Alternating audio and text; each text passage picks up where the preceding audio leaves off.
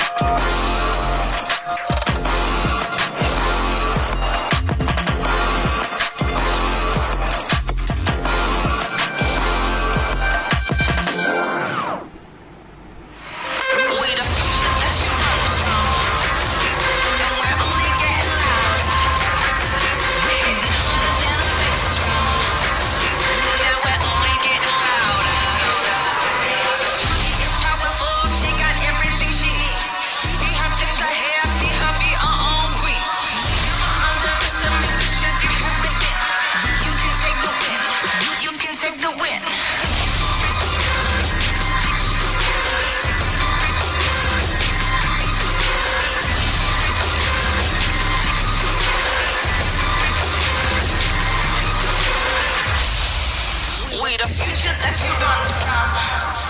You're hitting harder than a bass drum. And we're only getting louder. And we're only getting prouder.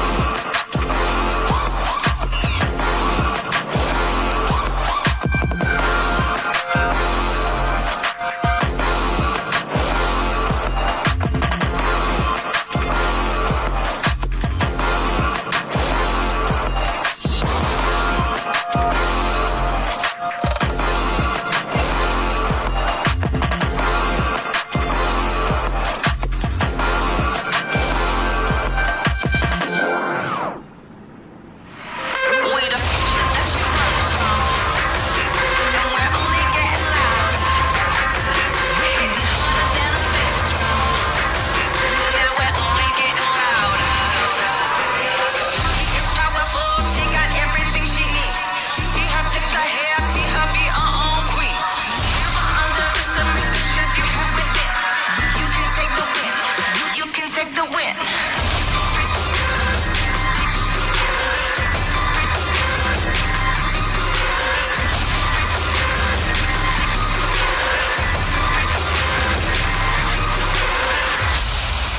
We the future that you run from.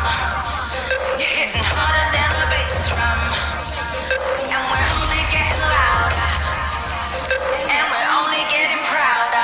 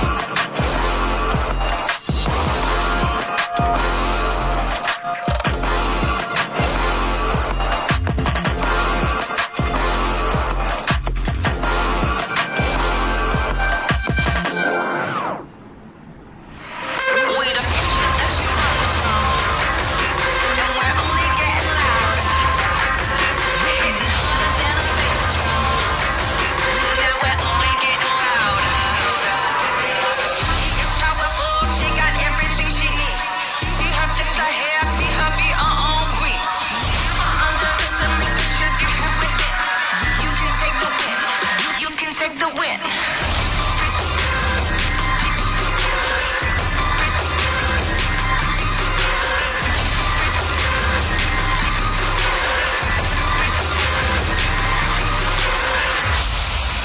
We the future that you run from.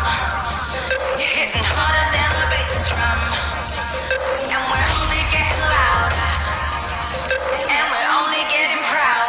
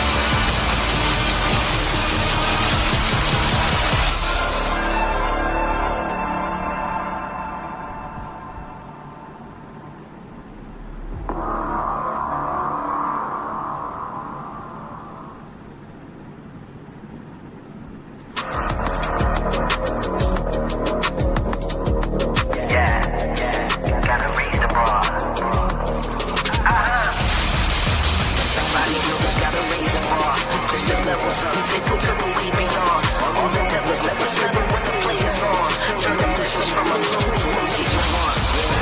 Get the unit, like impatience, decision rated.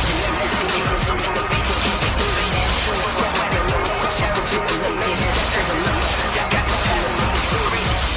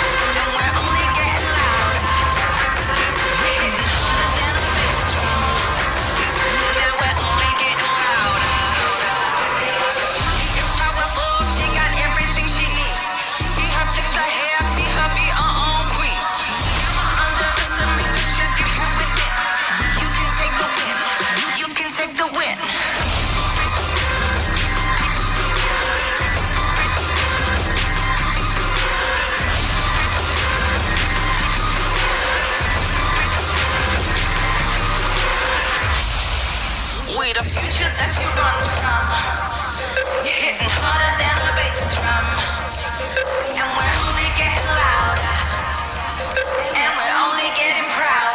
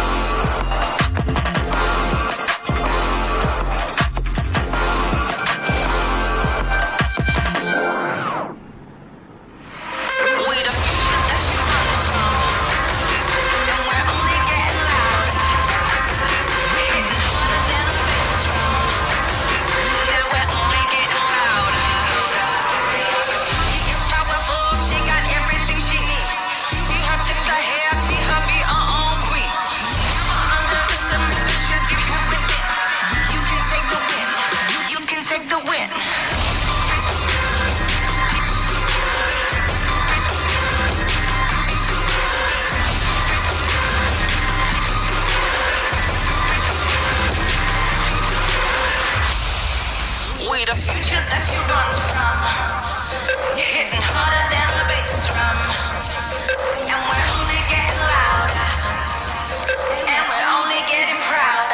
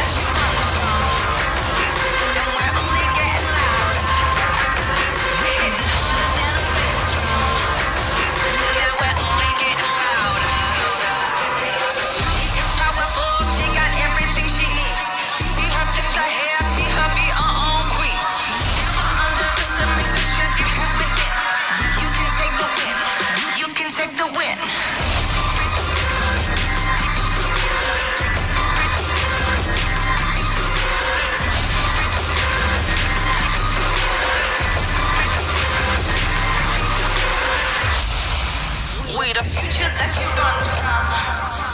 You're hitting harder than a bass drum. And we're only getting louder. And we're only getting prouder.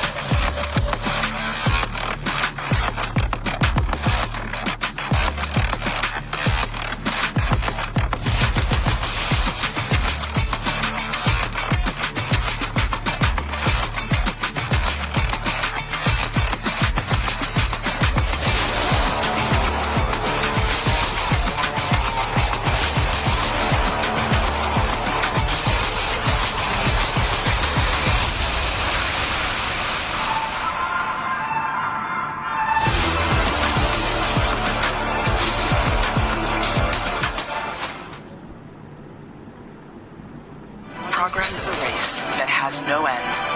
After every finish line, another challenge awaits.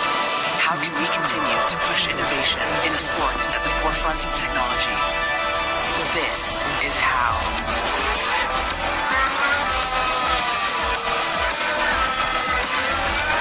Discover how Aramco and the Aston Martin Formula One team aim to meet Formula One's sustainable fuel targets. Aramco, powered by How.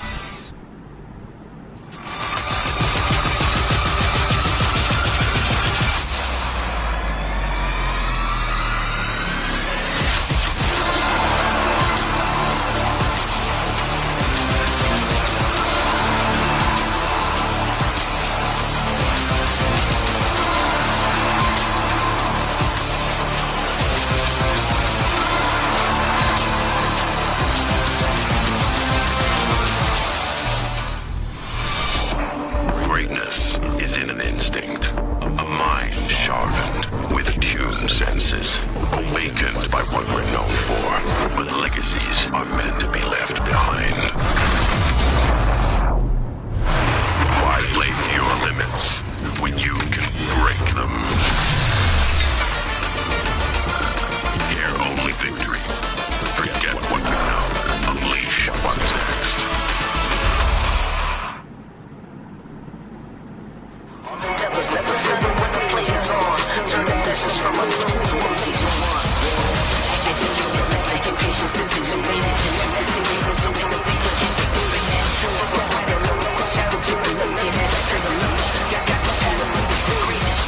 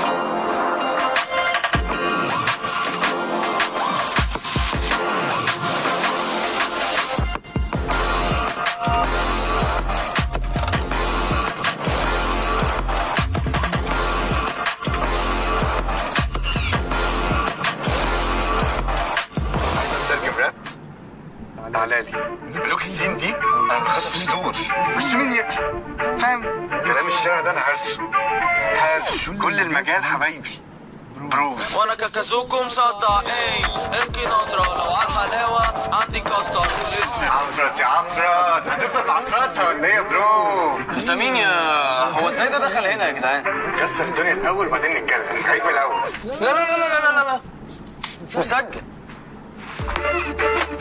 اخواتي عشان فاهمين السين، سبوتيفاي عمل لك بلاي ليست الاقوى راب مصري، اسمع ملوك السين ببلاش. We the future that you run from, and we're only getting louder, hitting harder than a bass drum. Yeah, we're only getting louder. She is powerful, she got everything she needs. See her flip the hair, see her be her own queen. Never underestimate the strength you have within. You can take the win, you can take the win. مع التحديث الجديد لستي تي بلاي، تجربة جديدة للكل. لو جوك دايم تحديات، نافس وانضم للبطولات، استكشف الشات والتايم لاين، وتسوق من متجر التطبيق. الليدر بورد على تفاعلك بالتطبيق، والجوائز الأسبوعية والشهرية على نظام النقاط تنتظرك. ستي تي بلاي، مهما كان جوك هذا محلك.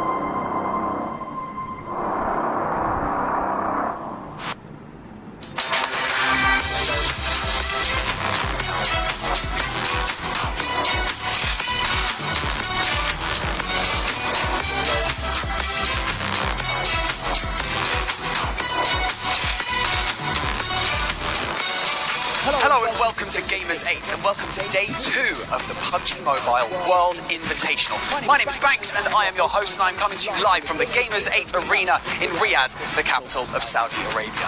Now, many of our teams hit the ground running yesterday, but it would seem that the squad with a target on their back going into day 2 is Vampire Esports, but the competition is far from over. So remember, if you are in the Gamers 8 arena or if you are at home watching this, there is $3 million up for grabs across the next 2 weeks. So I guess you could say the pressure is on. So let's keep this train running and go over to the desk where they can break everything down before we dive into our first map of the day. We're going to break so many things down. I'm Jason Coppin, your host here for PMWI 2022. Hopefully for the next 2 weeks if I don't get my job taken away from me, but I think I'm doing an okay job. Two gentlemen who are doing a phenomenal job, though, are my analysts. It's Maxman and Colars there on the end. Gentlemen, we've had an exciting first day of games, and we still have another day of play to come. And even before then, we have a special man to introduce here on the desk. We have Sir Tanny coming in from Vampire Esports, the coach and analyst for the team. First of all, man, welcome to the desk. Thank you so much for being here. Thank you so much for inviting me here. Oh, man. Yeah, the thing is, if you do too well today, we're going to have you back every day. So you don't want to be too good. Let's dive into this right off the bat. How did you guys prepare coming into PMWI? I think we have a bit time to prepare because when we just finished the PMPL Thailand and at 11 p.m. and then 6 a.m. we had to fly to here. So we don't have a time to prepare much, but I think my players just they are already ignition the engine from the PMPL, so they can play just like they want to play for now. To be fair, right, that's kind of the best way to prepare for an event like this, is to play another event right before and get ready to go, right? Go ahead, man. Yeah, exactly. I mean, on the high is going so well before you guys so far, but I want to know, like, this is right now one of the biggest offline events we have at PUBG Mobile. How do you and the teams, adapt to this new offline event with all the teams here? I think it's a big pleasure to be here because this is the biggest offline event for the long time, since 3 years ago. And we have competed the Southeast Asia tournament just like 2 months ago in the Malaysia. So I think it's a bit exciting because we can meet another champions team from another league. Just like that, yeah. So I guess my question is a bit more game specific to start things. Obviously game 1 for you yesterday was fantastic. I really enjoyed watching it. What were the most important moments for the team in what was a difficult game, to be honest? Yes, I think it's a really difficult game because the circle just don't come to us. They have to push us to the circle. But I think the most important thing is my players, they can get a lot of kills, the 11 points earlier, so that's why they can make the more confidence in the early game. You can see if they can shoot, they just go push forward, foot forward to get more kill. This is my team style. They have a strong team fight, but if they just stay but play really slow, the diesel engine, they're slow to burn, just like that. So I think you talked to the right man about engines. I like my engines. But I mean, actually, we were speaking about it before, and it's cool that your team likes to go for the place and find like checkpoints and next to move to those important locations, right? Yes. In my team style, we are playing with a circle. Yes. Really slow. Sometimes we are outside the circle for looking for the best position to get in. We will think about it. Oh, this is the old center of the circle. They have more opponent than the around, so that we are rotating up and down to find the best position. Just like yesterday, on the first game, we can go straight to the Rust Hop, but we are going up there, along the bridge, and then going under the bridge. Just like that. Okay, I feel like I'm going to ruin the fun because talking about the best opening game we've seen in a long time here, I want to talk about game 3, unfortunately, which is the Sandhawk. There was a little bit of an altercation you had with TJB Esports here, right, when they were leaving Sameh and you came down from Ruins. You definitely felt unprepared on your side on that. Is there like some changes you might want to bring to the table on that? I think the TJB, they are all the, how do you call this, that drop the Sami? Sami. TJB, they play on the Sami, but they made the Digma. and they leave the city for the Enigma, and then they go forward to us. Yeah. And we don't have any information because no Q feed, no the sound of the gun, something like that. And the Fluke TH, my player, he just looking for looting for the med kit. And I think TJB just come only one guy, and it's a miscommunicating about the information. The TJB just come 4, and then after that we're driving fast to rotate around back, and then we don't have information about TJB is around us, and then we die. Yeah, I think you're trying to take some production, please. Come on, need more. Come on, be in that match. And that's the proof you don't touch TJB's like healing spots, right? They're not going to be cool with that one. I mean, you guys definitely then have a plan in mind then, I guess, to avoid that from happening once again, like the next 2 Sandhawks. In the Sandhawk, normally we play just with the mid kit. We are collect around the ruin and then give it to my player to. We have a strategy on the Sandhawk to, just med. Yes, just only med kit for playing because it's easier to get more points at the top 3. Yes, better than going to fly and we don't know much. And is that also your focus because you got 18 teams in the lobby, right? Is that still your approach this time? It's there's a lot of the team around us, so we don't know where they play, where they have, so it's a safe way to play with the medkit, I think. Fair enough. We don't have too much time left with you, but we kind of want to talk about like the teams you're looking out for, but in 2 different ways, right? Going into the event, who are the teams that you were like, okay, these are the real contenders? And then after day 1, who do you think are the new contenders? Are there any new people that you are like, oh, we need to keep an eye on them? Or are there any teams you expect to do better that haven't done as well? In my mind now, it's STE and the TJB because their style and my style is really the same. They play with the slow and rotation and a good team fight together. And it's really hard to fight with them in the early game, so we have to focus on the information too much. Any concern about Falcons? They did pretty well yesterday. Falcon, I think they're really great. They are good, open shot, the first shot, they are so good. But we didn't met them much because of the line move or some kind. I think it's a bit concerned about that. Okay, well, so Teddy, thank you so much for joining us. I do want to give you a quick chance to give a shout out to fans up there, whether you want to do it in English or in Thai, it's up to you. Okay, ก็ขอบคุณทุกคนนะครับฝากติดตามเชียร์แวมไพร์อีสปอร์ตด้วยนะครับ We are the new team to the global competition, so please be support with us. Thank you. Hey, I'm sure you made a ton of new fans out there. Thank you so much for joining us. Thank you. And wish you guys obviously the best of luck today. Thank you. But let's try to jump into the format of the entire event. If you guys didn't join us yesterday, you might have missed on exactly how things will go. And this is going to be, as we mentioned before, a little bit different. 16 teams no longer happening in this event. It's going to be 18 teams, and we did get to see yesterday in particular how that's affected quite a few different teams here, Max. Yeah, I mean, you saw it with that first game like Vampire. We were just talking about it. You take a central position like that, they become even more valuable because you can pick up basically so many more eliminations off the back of that. 24 on that first game for Vampire. Yeah. And I also understand, right, we were talking about it right there on the interview. The heal strat just makes also a lot more sense in the Sanhok because there's so much unknown, the fights are so hard to take. Heal strat might even be more valuable now because you just played super safe. And if you really want to get down to specifics, I can understand his point about Sandhawk and TJB being kind of aloof and kind of everywhere. You're in Sami, you're in moving kind of up on that west coast as well. It's not easy to know exactly where they are, especially when there's so many teams that you have to account for. So yeah, it's interesting. It's going to be interesting, right? Because we expected Nigma Galaxy, we expected TJB to do the heal strat, didn't expect Vampire to do it. So if they don't have that altercation with TJB, it's going to be a fight between 3 teams for second place. They all want to loot meds down there, which is not enough.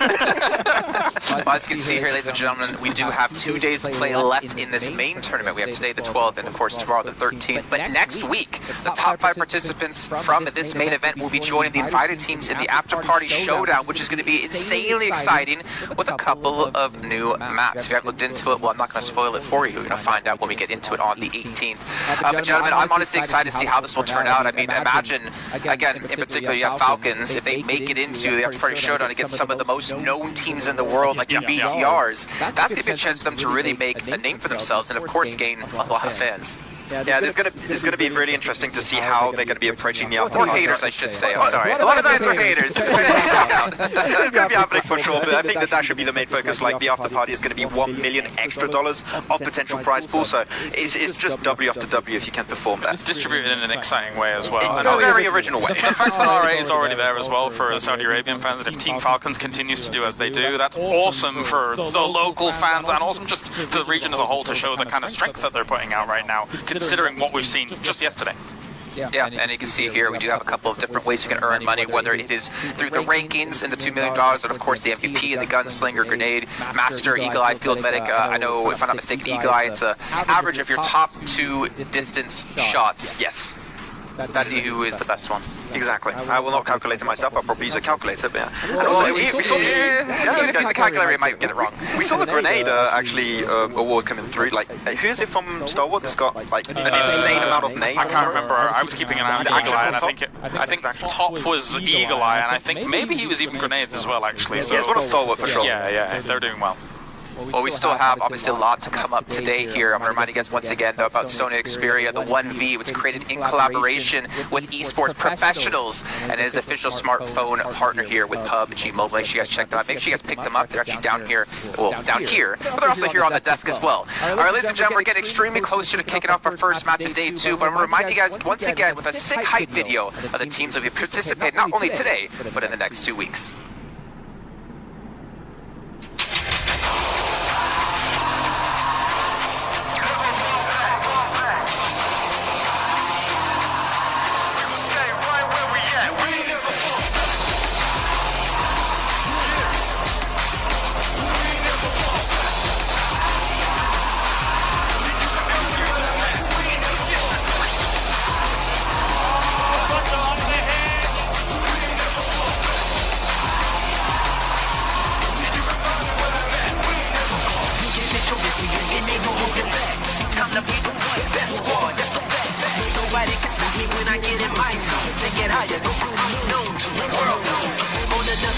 Competition is in trouble. It numbers on the board and it's about to go. We can never fall. We can never wait. To be the greatest, we will do whatever it takes. Hold our ground where we at. We never fall back. We will stay right where we at.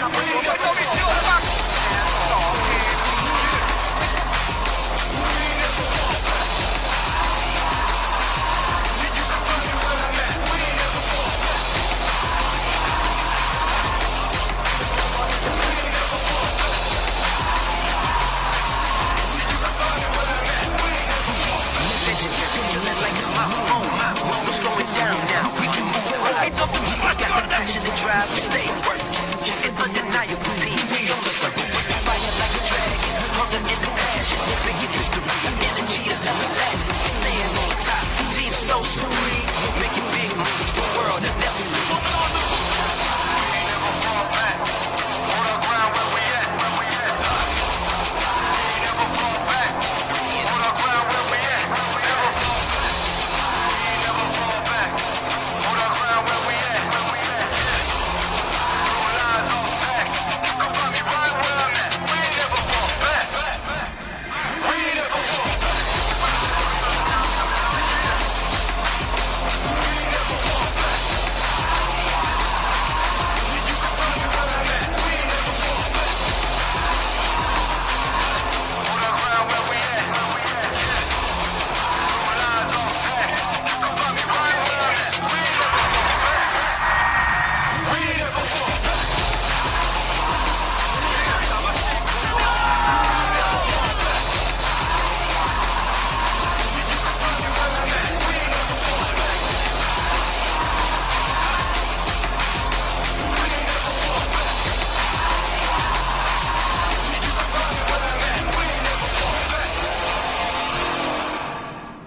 that doesn't get you hyped, I don't know what will. But before we do hop into our match, I want to once again thank Savvy Gaming Group here for making sure this event can be done, making it possible for all of us at home and all of us here in the arena to enjoy. Now, for you guys to enjoy other things, we have tons of things and tons of prizes to give away. One way you can do so is by changing your social media profile picture to the team that you are supporting and making sure to post on the official channels, as you saw right before this video, about your teams and why you want to see them do well. And you can get some sweet prizes, maybe even a sweet phone. But ladies and gentlemen, we got to start talking about overall standings. We did have one day of play happen. We have had 6 matches out of our 18 total now done and dusted. It's time to check in who's currently sitting at the top. And as you heard us talking to Sertani before, Vampire Esports in first place.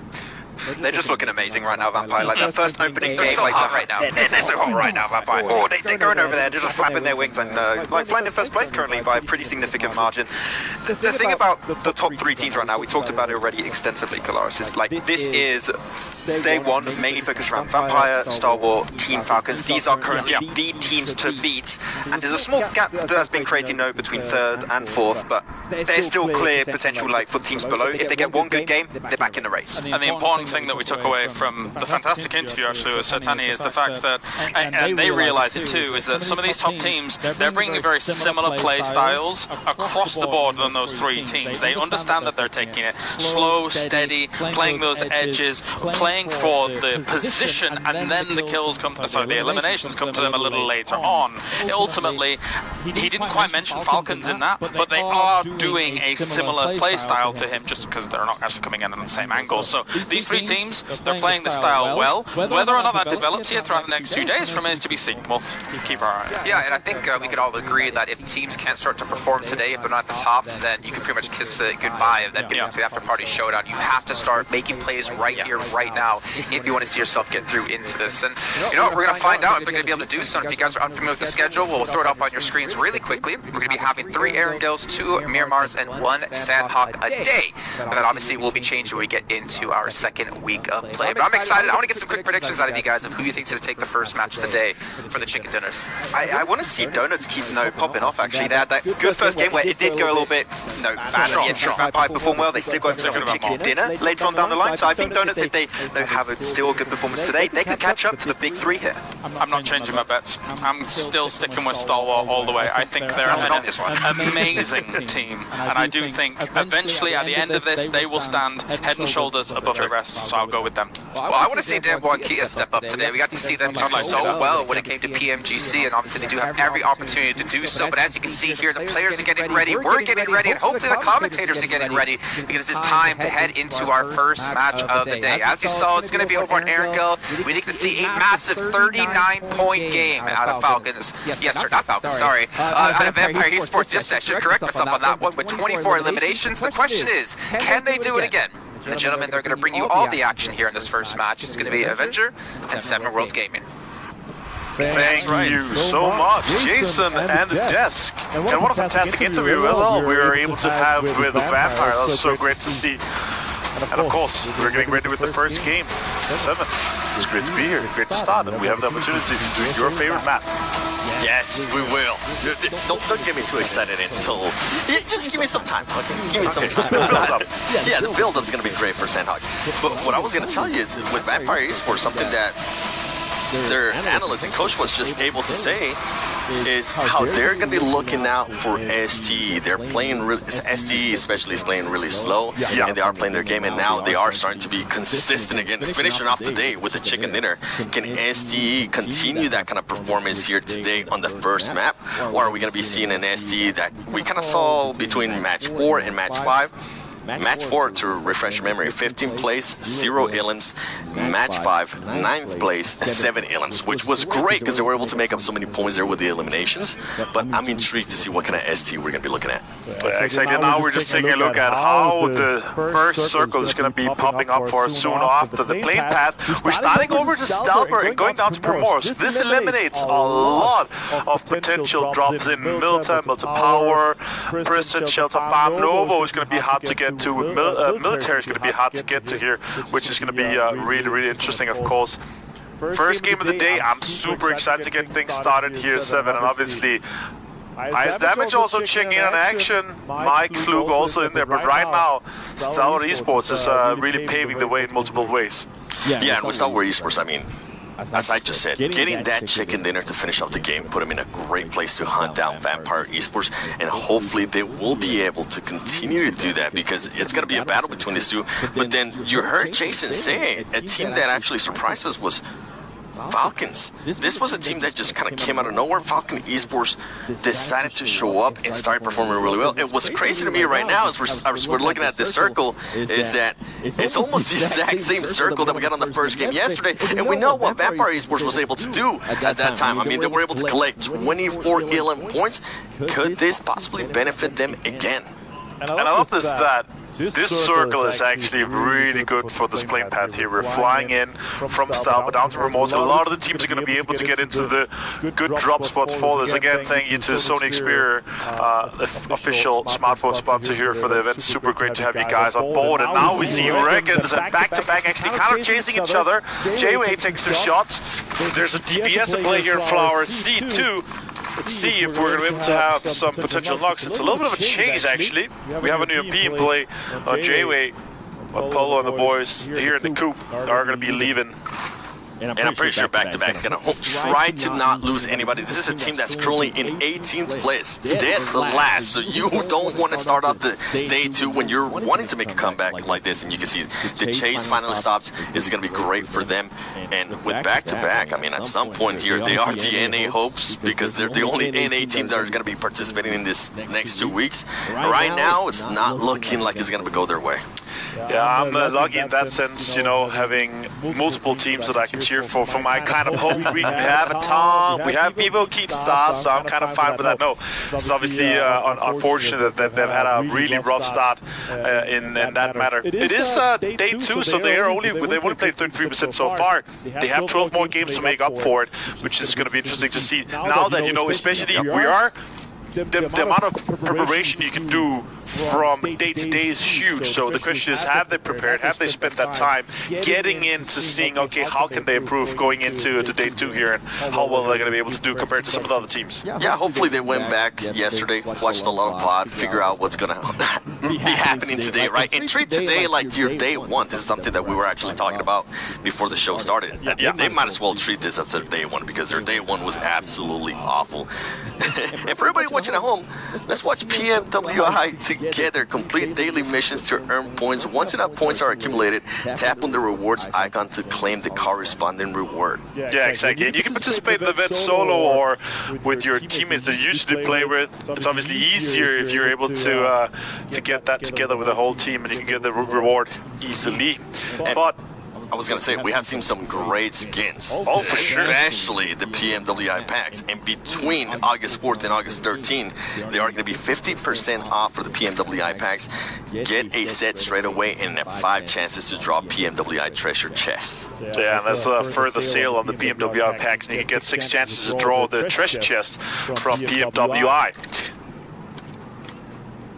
Well, what I'm going to be looking at here is, I mean, I would like to see some of the bottom teams. I mean, Virtual Gaming Squad, this was a team we saw a little bit like they didn't know what they wanted to do yesterday. I forgot which map it was exactly, but they weren't sure what they wanted to do. If they wanted to be pushing or if they wanted to be a little bit more patient. And you can see a bit of a disconnection between that team. I'm hoping today they went back, watched that VOD, and they're going to be more assertive on what they want to do. Whether it's aggressive or defensive, as long as everybody is on the same boat, that's what I want to see.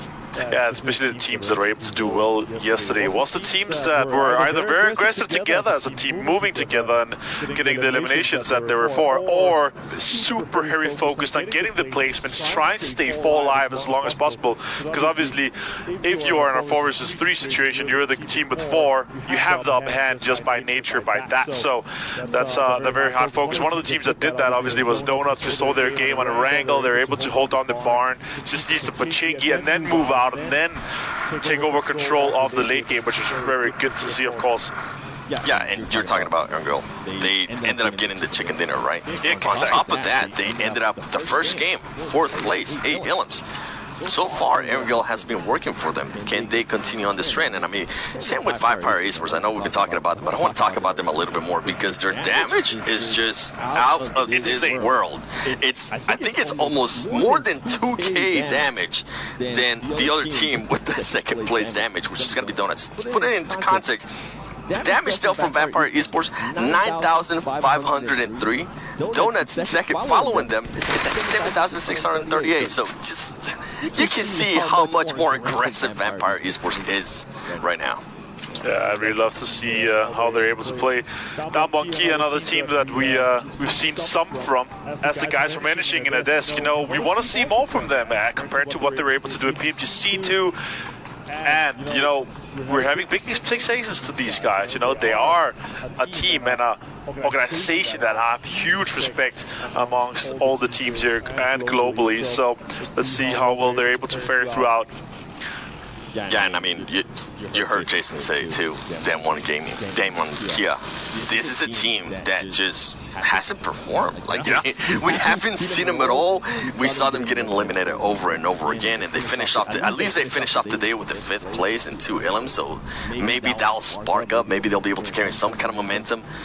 I'm hoping it happens for them on Kia. They're super focused on their placements. They want to get high placements, but considering that we have these 2 extra teams, the most of the points that you're getting in the total games here does come from eliminations. So they need to focus on that as well. But being able to still have, you know, their top 10 placements, but they're just not able to convert some of these eliminations, and not stealing enough kills like some of the other teams are really excelling at right now. On screen, Cello from Vivo Key. We have a lot of teams that are already taking in some of these positions that we are close to the river, which is going to be really hard. Some teams are obviously taking some terrain that could be high ground or very easy to traverse across the river, or potentially gatekeep on some of the riches that we see here on screen. So high ground here in the castle. Multiple angles. I was going to tell you, with Vivo Keyed, I was actually really impressed with how they were able to play yesterday. I mean, they started off today in 8th place. I think at one point they were in the top 5, which is good to see that Brazilian team, we know them how aggressive they can be, and we know how great they did in Sandhawk. I want to see them translate that a little bit more to Miramar, because Miramar was not the strongest suit. I know we're currently not playing Miramar, but I am already thinking ahead for that team. Yeah, really looking forward to see if they're able to step up and show what they're made of. We know they're capable of great things. Also what we've seen both regionally in PMPL, but also the PMPL Americas Championship, where they did well too. Here we have Bucks Gaming on screen. Now next circle is going to pop here, and it is going to be a great one. The question is it going to be an odd one? Is it going to be a center one? It's going to be a center one. So actually, the vast majority of the teams are already in, but look on screen 7. There are some teams far outside the current circle. Yeah, I mean, we heard the analyst from Vampire Esports said that STE, they're going to be looking out for that team because they're playing so slow. I think this is just a perfect picture of what he was talking about. Most of the teams are already starting to rotate. They're in vehicles. They're trying to position themselves. And guess what? Software Esports are like, we're taking our time. We're not going to rush through this. We know exactly what we're doing, and I'm pretty sure they watched a lot of VOD review from yesterday and try to see how those teams were going to be rotating, especially since, in a way, this circle does kind of mimic a little bit of what happened yesterday with some of the Aaron girls. I'm gonna continue to respect ST. Is going to continue to just play it slow, as we do have an engagement here coming up. Damwon Kia going up against USG. Who's going to strike first? Who's going to get that first knock? Yeah, this is one of the high ground positions that we saw really key for yesterday's game, but also ended close here in Rostock, obviously, with Vampire having 24 eliminations. Damwon Kia Song taking a lot of damage from the utility here, and a lot of damage can be put out. I want to see multiple nades. I want to see more, not just one nade at a time. I want to see nades on both sides, deep into this warehouse, that could potentially knock some of these Damwon Kia players first right now with an M16 in hand. Some more heals are popping off, and they're using the Molotovs to deny any peaks that are close. They don't want to commit much more to this fight here. Now Virtual Gaming Squad takes on Falcons. Gaddafi is able to take down Yusuf. We're talking about Virtual Gaming Squad being decisive on what they were going to do, whether it be aggressive or defensive. Guess what? Right now, they're being aggressive and ooh, powerful from Team Falcons, almost being able to get that in. Oh, 1 HP? Are you kidding me? Falcon returning the favor on the Virtual Gaming Squad. Super unfortunate for Falucci there, yeah. Never alone able to finish that off. Damar here in the front line. And Virtual Gaming Squad is splitting off here. I think Zeus could also potentially be taking an anchor position on the high ground or disengaging from the rest of his team. They need to figure out what they're going to do here. As you're saying, a little bit indecisive. You want to see them play together and really execute these situations a little bit better for them to pop up on the leaderboard. But it's obviously, it's very hard to defend a compound like that when you don't have any other teams around that are putting pressure onto Falcons, because it's far north of the circle. Is most likely not going to end there at the moment. Now, Wildcats on screen fighting Vampire. Wildcats obviously coming out of Turkey.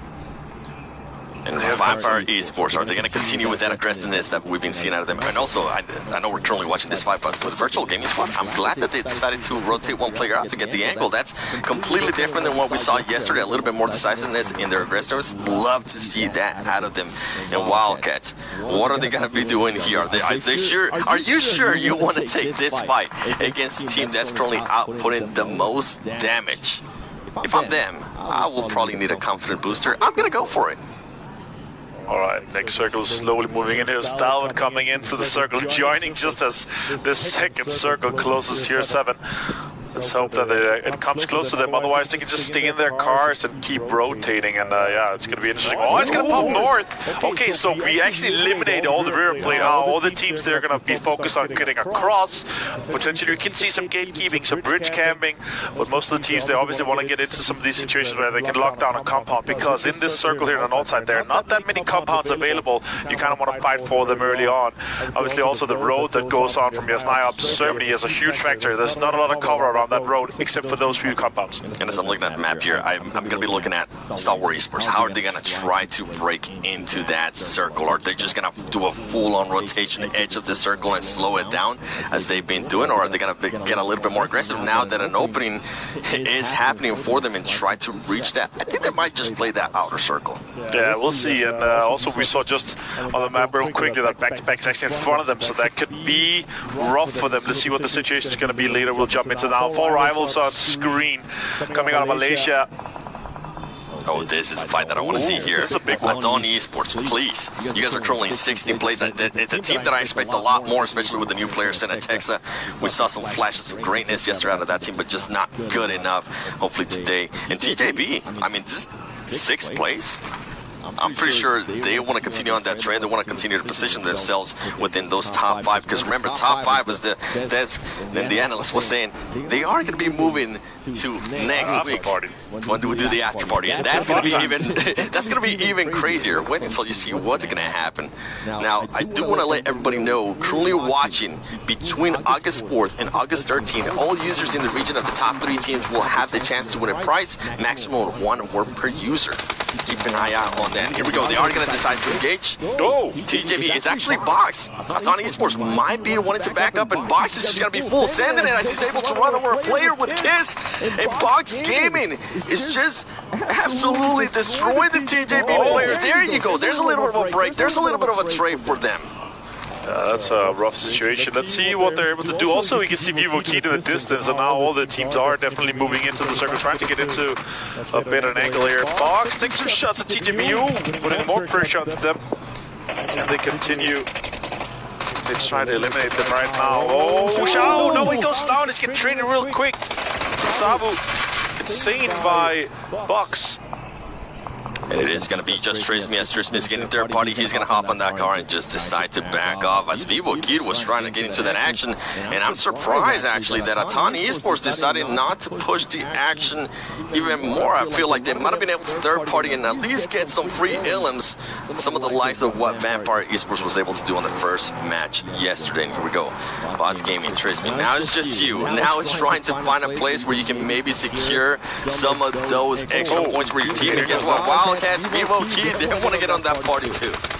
Defoe, oh, can he do? He's going to try to go for the rest. No, he gets straight Diego down, Adrian down. It's actually only McGrillen left here against Hexray and Boran. And Vivo Key is out. And we can hear our Turkish colleagues be pretty damn happy for that because it looks like they could potentially get both their players up again. Now Vampire rotations coming in. Solo Mega there with the DP28. Yeah, Team Solo Mega is going to be getting caught. He's going to get knocked right away. His team, though, is going to be able to position ourselves. This is going to be an interesting fight, even though Vampire Esports don't have the height advantage. I would love to see how Team Solo is going to be able to defend this. They're thinking about getting away. I don't think they're going to have enough time. Hector decides to lay down. Can he play this thing? Can he get some knocks? He gets caught and he gets absolutely knocked. Luckily for them, that distraction was able to just create some chaos. Some two players from Team Solo were able to get away, but guess what? Atani Esports, this is what I wanted to see. Try to third party something. Send a text, throwing some nades, send a text, trying to get some angles. You see Choco in the car going around, seeing where the players from Vampire Esports are, and Choco's actually gonna full send it with the vehicle, trying to spot somebody. Now a replay of Vivo Key and Nisable Wildcats, but let's go back to this fight here. Vampire Aton. The circle has popped again, and it's actually not close to these guys. They have to move. Vampire getting back to vehicles, trying to move on. Stone jumping into the buggy. He's going to be rotating into the circle right now. A lot of damage. This is, again, they're fighting for terrain that is not inside the new circle, rather than focusing on, all right, how are we going to get into the new circle? So you can see the focus is on the eliminations. And the good thing there from out of Vampire, as we are seeing Wildcats just taking shots for rivals, is that Vampire Esports being able to just stay patient, stay calm, even though they did have one player down, make sure they control the chaos that was happening with Atani Esports. They were able to revive their players too, and they aren't going to have those 4 players. And we know what happened yesterday with some of the matches. You definitely want to have all those 4 players alive. Get any advantage that you can over the other teams. Aton is slightly inside the circle. Wildcats are considering how do we get in. There's mostly open terrain here. I think they're going to try to fight this against Aton. And TJB is in the distance here, you see as well. A lot of teams on the west side here, 7, that are trying to make their way into the circle and get a grip inside the new circle that are currently being pushed by the blue zone. More shots coming in. The Wildcats taking a little bit of damage, but utility is being used very well. Shots coming on onto Aton. Choco has to hit the floor, while Burn hits a lot of bullets. Doesn't get a knock on that one. Choco just barely being able to duck down just in time, and that smoke is going to help them out. Hopefully they can try to find a way to get out of there, because they're going to get sandwiched between Damwon, Kia, and Wildcats here. That's not a position that you want to be. And guess what? I think on the side, I was able to see some Team Soul players. There you go. Senatexa, being the smart player that he is, being the veteran that he is, trying to see if he can maybe make a push up or find some kind of angle to get a knock and allow his team to rotate out of there. Right now, for Atani Esports, is not looking good. Oren has to push in. He's in the blue zone. He does find a knock and Senatexa. The rest of the guys from Wildcats, they're sending it in on the cars and the vehicles. X-Ray finds one on Senatexa 2, finishes him off though. It's another point going there. Ray Boren taking some damage. He's going to be found by Bruno. Bruno getting ran over. I thought he was actually going to be able to get somebody before he was found. He wasn't, and here we go. Wildcats, Atani Esports. This is massive for Atan. They need to be able, they need to win this fight. 666 just waiting. Making sure he confirmed those elements. Those are great. That's going to be some points that are going to be a must. You never know what can happen. It can come down to just 1 point. Here we go. Is it going to be Choco? Is it going to be Wildcats? Who is it going to be? And then we have a player from Team Soul, Goblin, just waiting patiently. And this is actually something that we saw from Team Soul yesterday as well, being able to just slow it down. It was just one player. Once again, it's just one player as well. Yesterday they ended up with a 5th place and 3 elims. Can they do that today? Can they get within the top 5 with just one player? A nice finish by their Istanbul Wildcats. Are able to terminate them completely, eliminate them, and get the points on the board. Aton is out. That's the 17th team. Donuts here on screen.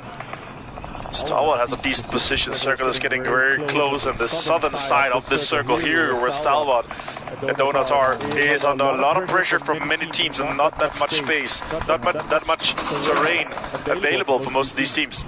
Yeah, and I was seeing some trades there on the Elim feed. I think it was back-to-back between RSG, and there you go, Wildcats out as well. Vampire Esports, here we go. The aggressive team, they're trying to find some people too.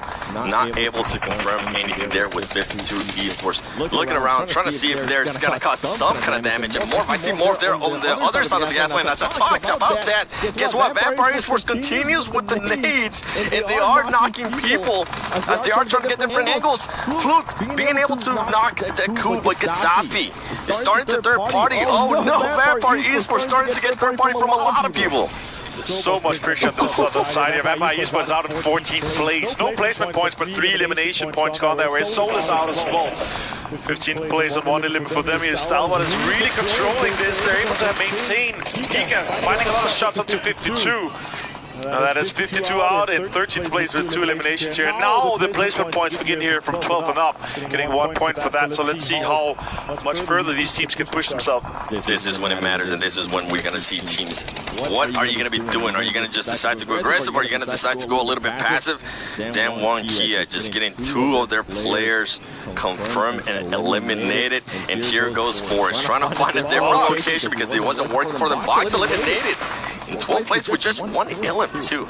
Make Mechanics as well out at 11th, with only 2 eliminations. A lot of teams are going out early. Falcons going out in 10th, 2 eliminations. TJB under a lot of pressure from Dambokia. Dambokia again in these situations where they're able to get really good placements, but I want to see them able to finish this off. That is back-to-back out.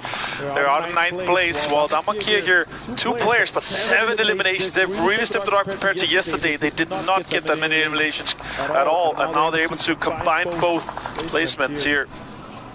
So TJB Esports getting eliminated, and look at the circle right now. I know you guys, you can see it a little bit on the top right. There's only 1 team that's inside that circle. It's going to be Morph as TJB gets pushed.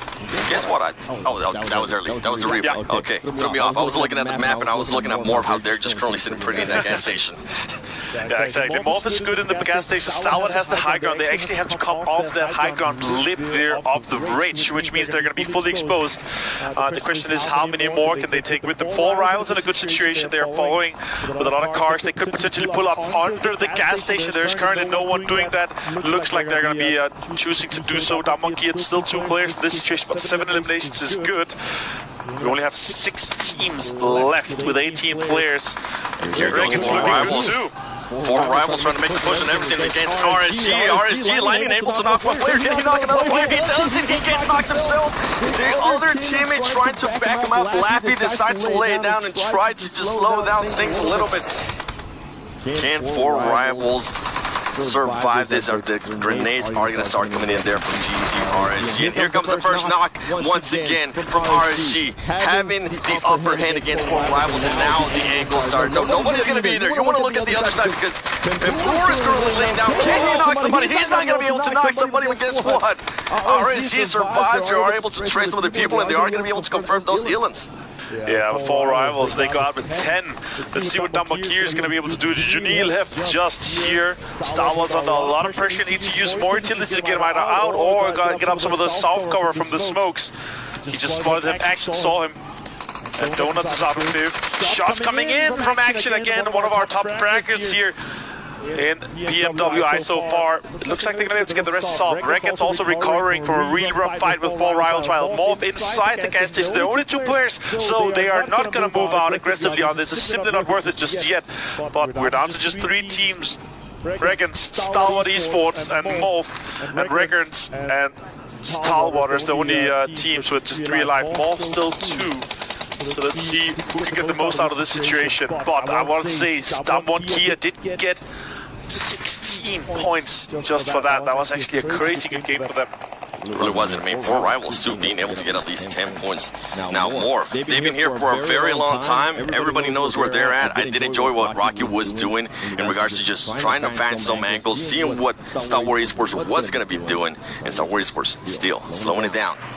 And this is the question, right? They know the circles on the gas station, and they know that they need to either clear out Morph out. But if they start this spot with Morph, that means that Star Wars is going to push up and third party that fight, and that's the really interesting part. Morph just wants to defend. You can see the utilities being thrown. The nice nade coming out of Finds double D right there. Fire actually really well played with the utility. While G-Set taking putting pressure on the Star Wars. Finds multiple with the miracle explosion. GC coming up huge, being able to shoot at that vehicle, exploded, and Top, I don't know if Top is going to get revived here. RSG playing this very, very smart, and Morph is just, as you said, backing them off with utilities, throwing nades, making sure that, hey, don't get close, please don't get close. And I think Skrull, I thought he was going to be able to spot him right there. He was not. Tables have turned for Star Wars Esports.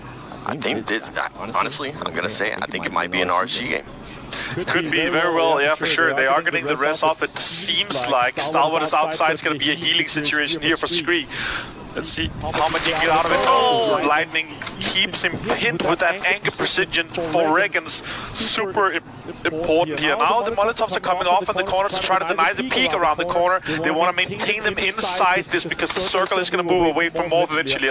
And this is going to be great for RSG. They know exactly where they were. They want to take care of Star Wars Esports. They have already done that. Let those utilities run down on them. And as you said, the circle is going to be moving on them. So this is just a patient game for RSG. And I love that some of the players are laying down, trying to get some kind of angle below that fence because you are going to be able to see those feet moving and seeing where they're going to be rotating. What are Rocky from Morph going to do here? As they are pretty much a pin. There's no other way around. I think Rocky, if you're going to try to go for it, I would say try to maybe go around it and just yellow it. Yeah, let's see if they... Well, the two questions, how much utility do they have? Can they do some counter smokes? But I love this offensive smokes that Reckons is currently doing, making sure they cannot look out, making sure they cannot actively do something, and then they can put in all the utility that Reckons still have, that they're able to loot up on the Fall Rivals fight that we saw earlier. 5 eliminations for Morph so far. And with Morph being so defensive earlier, throwing those utilities, I think at this point they're not going to have any utilities to kind of help them out here to try to breach out of this pin that they're currently on. Something to keep in mind. Yeah, I don't think they have any nades, and they might not have any smoke grenades as well. They really haven't gotten into that many fights because they've been in this gas station for so long.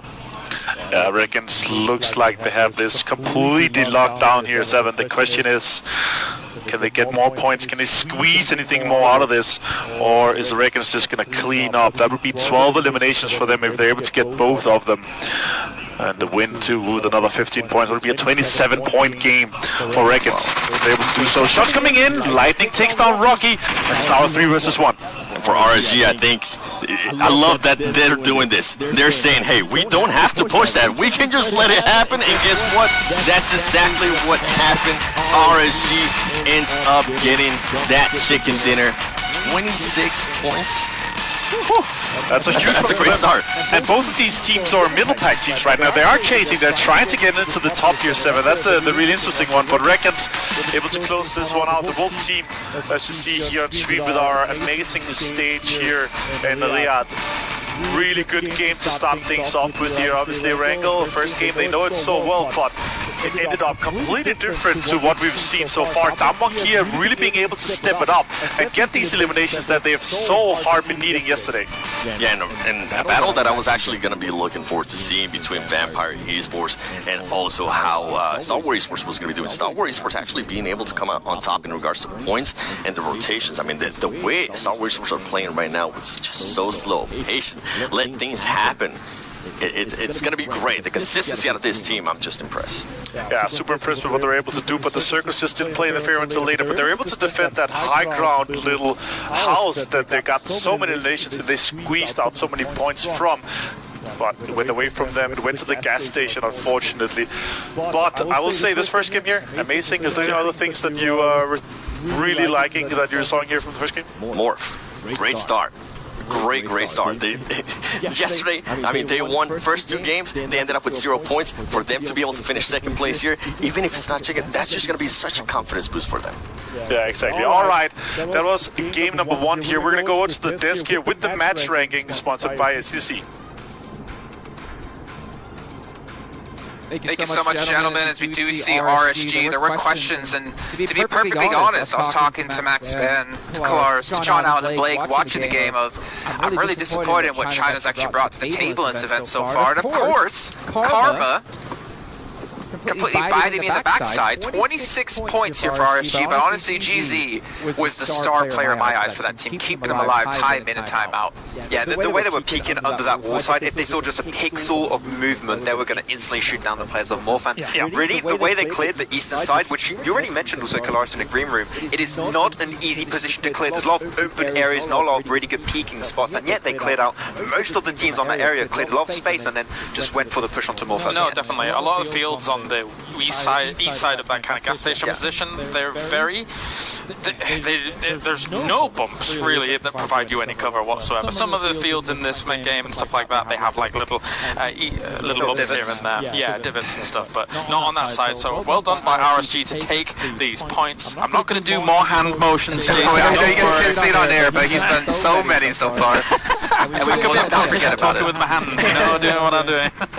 I mean, if you guys actually don't know, off air, you do have, you know, the casters actually just mimicking what James does do here on air that you guys can't see. Anyways, moving on though, you can see Morph, those 17 points, fantastic for them. Damn one, Kia. Damn one. You know, I wanted to see more out of them, and they show up with 16 points. Juni, if I'm not mistaken, Juni able to really get them higher up on the rankings and really lock in some points.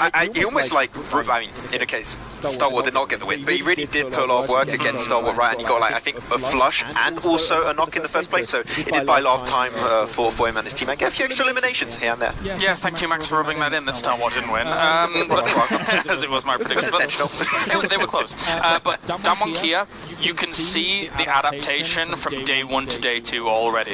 If you think about, we saw Circle 2 pop, almost identical to Circle 2 from game 1 from yesterday. They rush the warehouse in Rozhok, and then as that circle moves north, they have a great opportunity to use the vehicles that they've got in the safe in the warehouse to move up into potential priority positions up towards the south positions in Severny. So they're really playing their placement position game very, very well, and that is converting into some eliminations here, which if we see them continue to do that, Damwon Kia, they could rack up big points throughout the day. I really think if they still had 4 players alive on that final push on Stalwart, I think there's a chance they win the fight, take their spot, and then have an opportunity to, you know, snowball into a win. So I definitely feel like their macro has improved significantly. I were going for Donuts in that game. They did struggle a little bit towards the end game. They were just in that showroom position, and like all teams are locking in their vicinity. It was hard to move out of that. I just love seeing things like that for Damwon Kia because it's such strong cerebral play from day to day. It shows that they are master tacticians to be able to kind of take away where all these other teams are moving around them and say, this is our opening, this is a building, especially Donuts I could talk about this forever, I'm sorry. Especially Donuts USG, who comes from a region where Japan actually does fight against South Korea, and they know not only that Donuts USG is in Rozhok, they know exactly which buildings they're going to be taking, so they can adapt to that, even just in these micro decisions. Especially in that circle, you want to go for it. Alright, well, I mean, we did have, obviously, some teams a little bit shy, I want to say, looking at Donuts. They did have a couple of opportunities in there, but hey, 6 points, they're keeping themselves going forward, right? Not a big deal. If you guys have want to give a shout out here to Remco as well, another sponsor, another provider here to make sure this event has been happening for all of us to enjoy, not us just here, not just the players as well, but you guys at home who are watching. But we got to move forward, though, and talk about, again, like this game. It's just the first one of 6 today. We got to see some teams start to show up. I think there's a lot of questions in our mind of how would teams be able to recoup or revitalize or do something differently with their game into. You mentioned Damwon Kia. For Rivals, I mean, hey, they performed a lot better in that match than we saw them do in any single match yesterday, I feel like. I think that's one of the first times we've seen them on the front page. Yeah, I think this is like their best game so far in the tournament, and I still think like with a Northern Circle like that, they drop up in Severny. I think they should have been a little bit more present, a little bit earlier, take those positions of interest, and it could have been potentially a chicken dinner for them, but I think that they just allowed teams to rotate too quickly, take those spots, and then it just crumbled apart. I think the things that really hurt them were the south shift away from kind of at least holding a little bit of the South Severny compounds in play, because if you're actually holding those South Severny compounds, they're super prio. They have so many lines of sight across a big open area, but once that shift comes in, it's very difficult for them to transition down into a lobby where actually we're seeing a lot more teams survive than your normal 16-team lobby into the later stages of the game. Just really quickly, by the way, you saw Shandy in there. I believe that is GZ in game. I know we had Mike for Vampire, who is Stone, if I'm not mistaken, in game. So just wanted to bring that up. But we're going to actually head over to some highlights brought to you by Sony and kind of recap what quickly went down in that last match. And honestly, there was a lot of action happening non-stop. We were having some flashbacks to match 1 yesterday. I did like that little bit of a clash that we had between Dan 1 and Donuts. But more importantly, I feel like we got to see some individual brilliance. Thinking back to Lin up against B2B, I think 2 players were crashing into him on a vehicle just to take both of them out. Yeah, just rolling down to him in a dash, and he's just like, okay, like 1-2, easy knockout from him. It was very impressive from Lin. And TJB is a team that I feel like people are slowly adjusting to TJB as seen like as a real contender. But this was a fight. 4 rivals, Ruck up a little bit too late. If they had that position initially, I think that fight versus RG potentially goes their way. Yeah, it's just such a difficult place to fight out. I mean, either team could have really won that. True. Given the scenario, as you say, that RSG was well set up, ready to go for that. And again, actually, all that being said, great to see now China properly on the board with this one, because I think there's a lot of expectations and a lot of hopes around this team being able to do something on the international stage. They don't have as much international experience as some of the Chinese teams, so they're going to be having to represent hard here in the next 2 days. And they are still playing like PL right now, so there's the adaptation that's going to be happening. And like as you already stated before, they have the hardest adaptation to make from their home region to PMWI. And this first game is great for their morale, and I think they're going to have a better understanding of like how these games go with this type of lobby, and that's just a great way for them to hope to improve even more as the event goes on. I'm going to correct myself again, actually. I think Shendy actually is Lightning. I did like double check really quickly. I believe it was actually Lightning able to stand up. It's tough when they're using 2 names. It is very tough, so maybe people should keep their names in game and say if it is outside of game. Obviously, a big shout out as well to Saudi. We're mentioning all the sponsors here because, again, without them it wouldn't be possible. And if you guys haven't actually seen, the outside of this whole area is ridiculous. So many LEDs. It's been a phenomenal event. And you guys hope you guys have been phenomenal as well. We still have our meme contest currently happening where you guys can post your favorite memes over on your socials and make sure you tag esports PUBG Mobile, wherever it might be on the appropriate channel. You guys can win some sweet prizes. I'm not going to tell you exactly what they are, but you're going to want to win them. It could be one of these Sony Xperia phones. You never know. But it looks like we are about to head into our second match of the day here as Miramar is loading in and the castle is going to be brought up over to take things away here momentarily. They've already had a insanely action-packed first match of the day. And we're going to find out if it's going to be just as action-packed in match 2. But the real question is, will we see some new teams start to rise up through the ranks and own the circle? Well, only 2 people could tell you. We're going to find out right here, right now. I mean, thank you so much. RSG, they were able to, a team that just was, in a way, kind of non-existent yesterday, being able to bring it back, get that chicken there. I think we are going to be seeing new teams, Jason, now that you asked me that. Now, I'm going to be hoping for back-to-back just because I am an NA fanboy and that's my region. But I'm also going to be looking at Atani Esports, Virtual Gaming Squad, and Enigma Galaxy. This is a team that I feel like a lot of people expected so much out of. But right now, they're just not performing to the expectations that people had. Yeah, for sure, that's the big one. But on screen, we have our playing path, and it's actually quite west, considering the middle of everything is close to Picado. So a lot of teams are going to have a hard time reaching the eastern drops in Pala, Lapidita, Lazaha, Jungat, Kiara, Branca. And obviously, I'm not able to pronounce all these as well as you are, my friend, but I'm going to try. And you're going to laugh at me and correct me. And I'm going to be like, oh, yes, I'm going to be working on those. Favorite map here for me, I don't know. I know that yours is obviously the next coming up, but we are going through all 3 of them today, 7. And there's going to be some really strong. Personally, I'm hoping for some of the more southern circles. I really love the terrain, the really hard terrain that we see, super high ground, deep valleys with the roads in there, and the compounds that we're able to see some of these players play out of with the insane high ground control can make some of these crazy games. We were talking about it yesterday, these high elimination games, and potentially could we see something above 25 now that we have these 18 teams? And that's really what I'm hoping that some of the teams are going to be chasing, trying to make a record-breaking game for this one. Pretty much the most standard circle that we can have here in the whole world. Picado absolutely dead center, and most of the teams are going to have an easy time getting some terrain in this one here. Yeah, I was going to be looking at box gaming to see if anybody was going to try to land on them. We saw some scrims earlier that were starting to land on them, but I think that was just messing around. Nothing happened there. Atani Esports, though, the Urban, you were talking about finishes? I actually would love to see another Urban finish. Those are always just a blast to see. And Atani Esports, we're talking about new teams. That's a team that I want to see more. This is a team that dominates their region, but when it comes to global events, they just become absolutely non-existent. And another team, I mean, Demon Kia, they did get a 4th place in that previous game. They also ended up with 8 elims. This might be a turn for this team. A lot of people, I mean, even the desk was saying, we expect a lot more out of Demon Kia. The tables might be turning for them. Yeah, and that's the big one, right? We were talking about it last game. The desk has been talking about it. The importance of being able to improve from day to day. It's hard to do from game to game. Obviously, you don't have that much time to VOD review, but from day to day is massive. And I really love that you see these teams having massive improvements from day 1 into day 2. It really tells how much hard work they've been putting in preparing to try to improve here. Damakia was definitely one of them here in game number 1. Let's see if they can continue that trend. And talking about improvements, I mean, I was thinking back on that match that just happened in Erigo, I feel like there was a lot more people alive towards the end of it. At the 20-minute mark, I mean, I don't think we had lost any teams.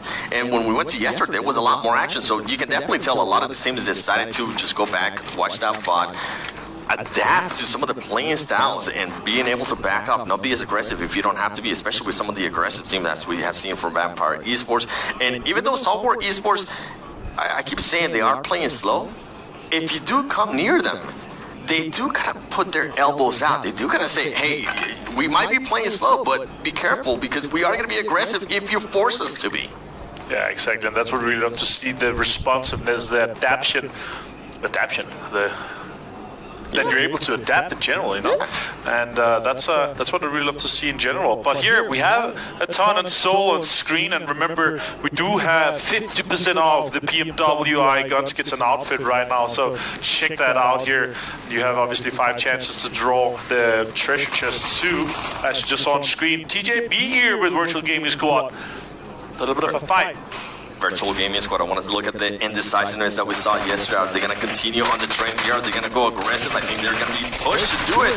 And here you go, and TJB Sports being able to get that knock and continue in Virtual Gaming, though, being able to trace out some players, getting the knock themselves and trying to get that elimination. But Kiss trying to find somebody through that smoke, and Faluji is able to find the lane.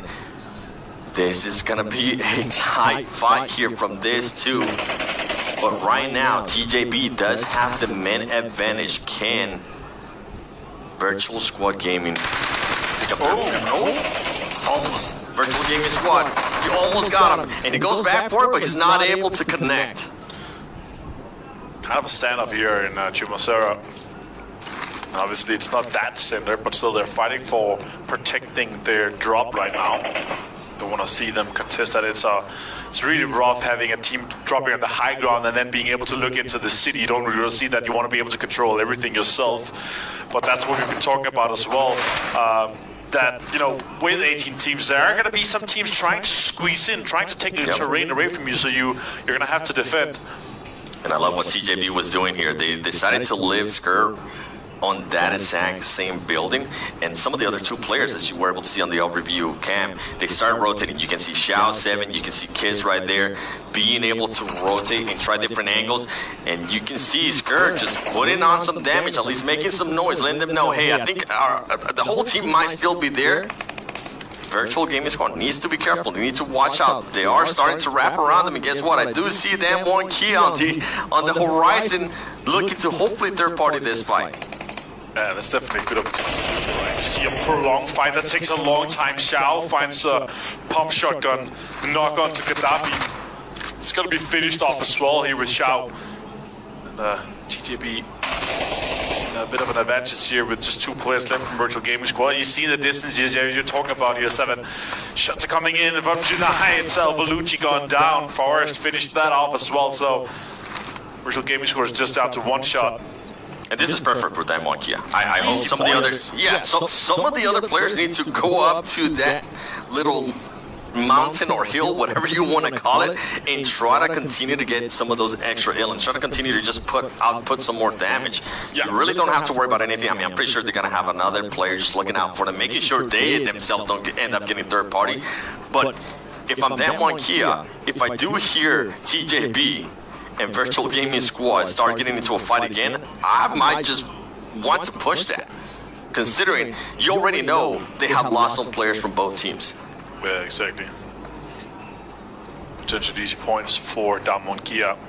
Just looking into this, not really prioritizing the circle just yet. The first 2 circles on Miramar doesn't matter as much as on the other maps because you have so much terrain ahead of you, you have a lot of space to play.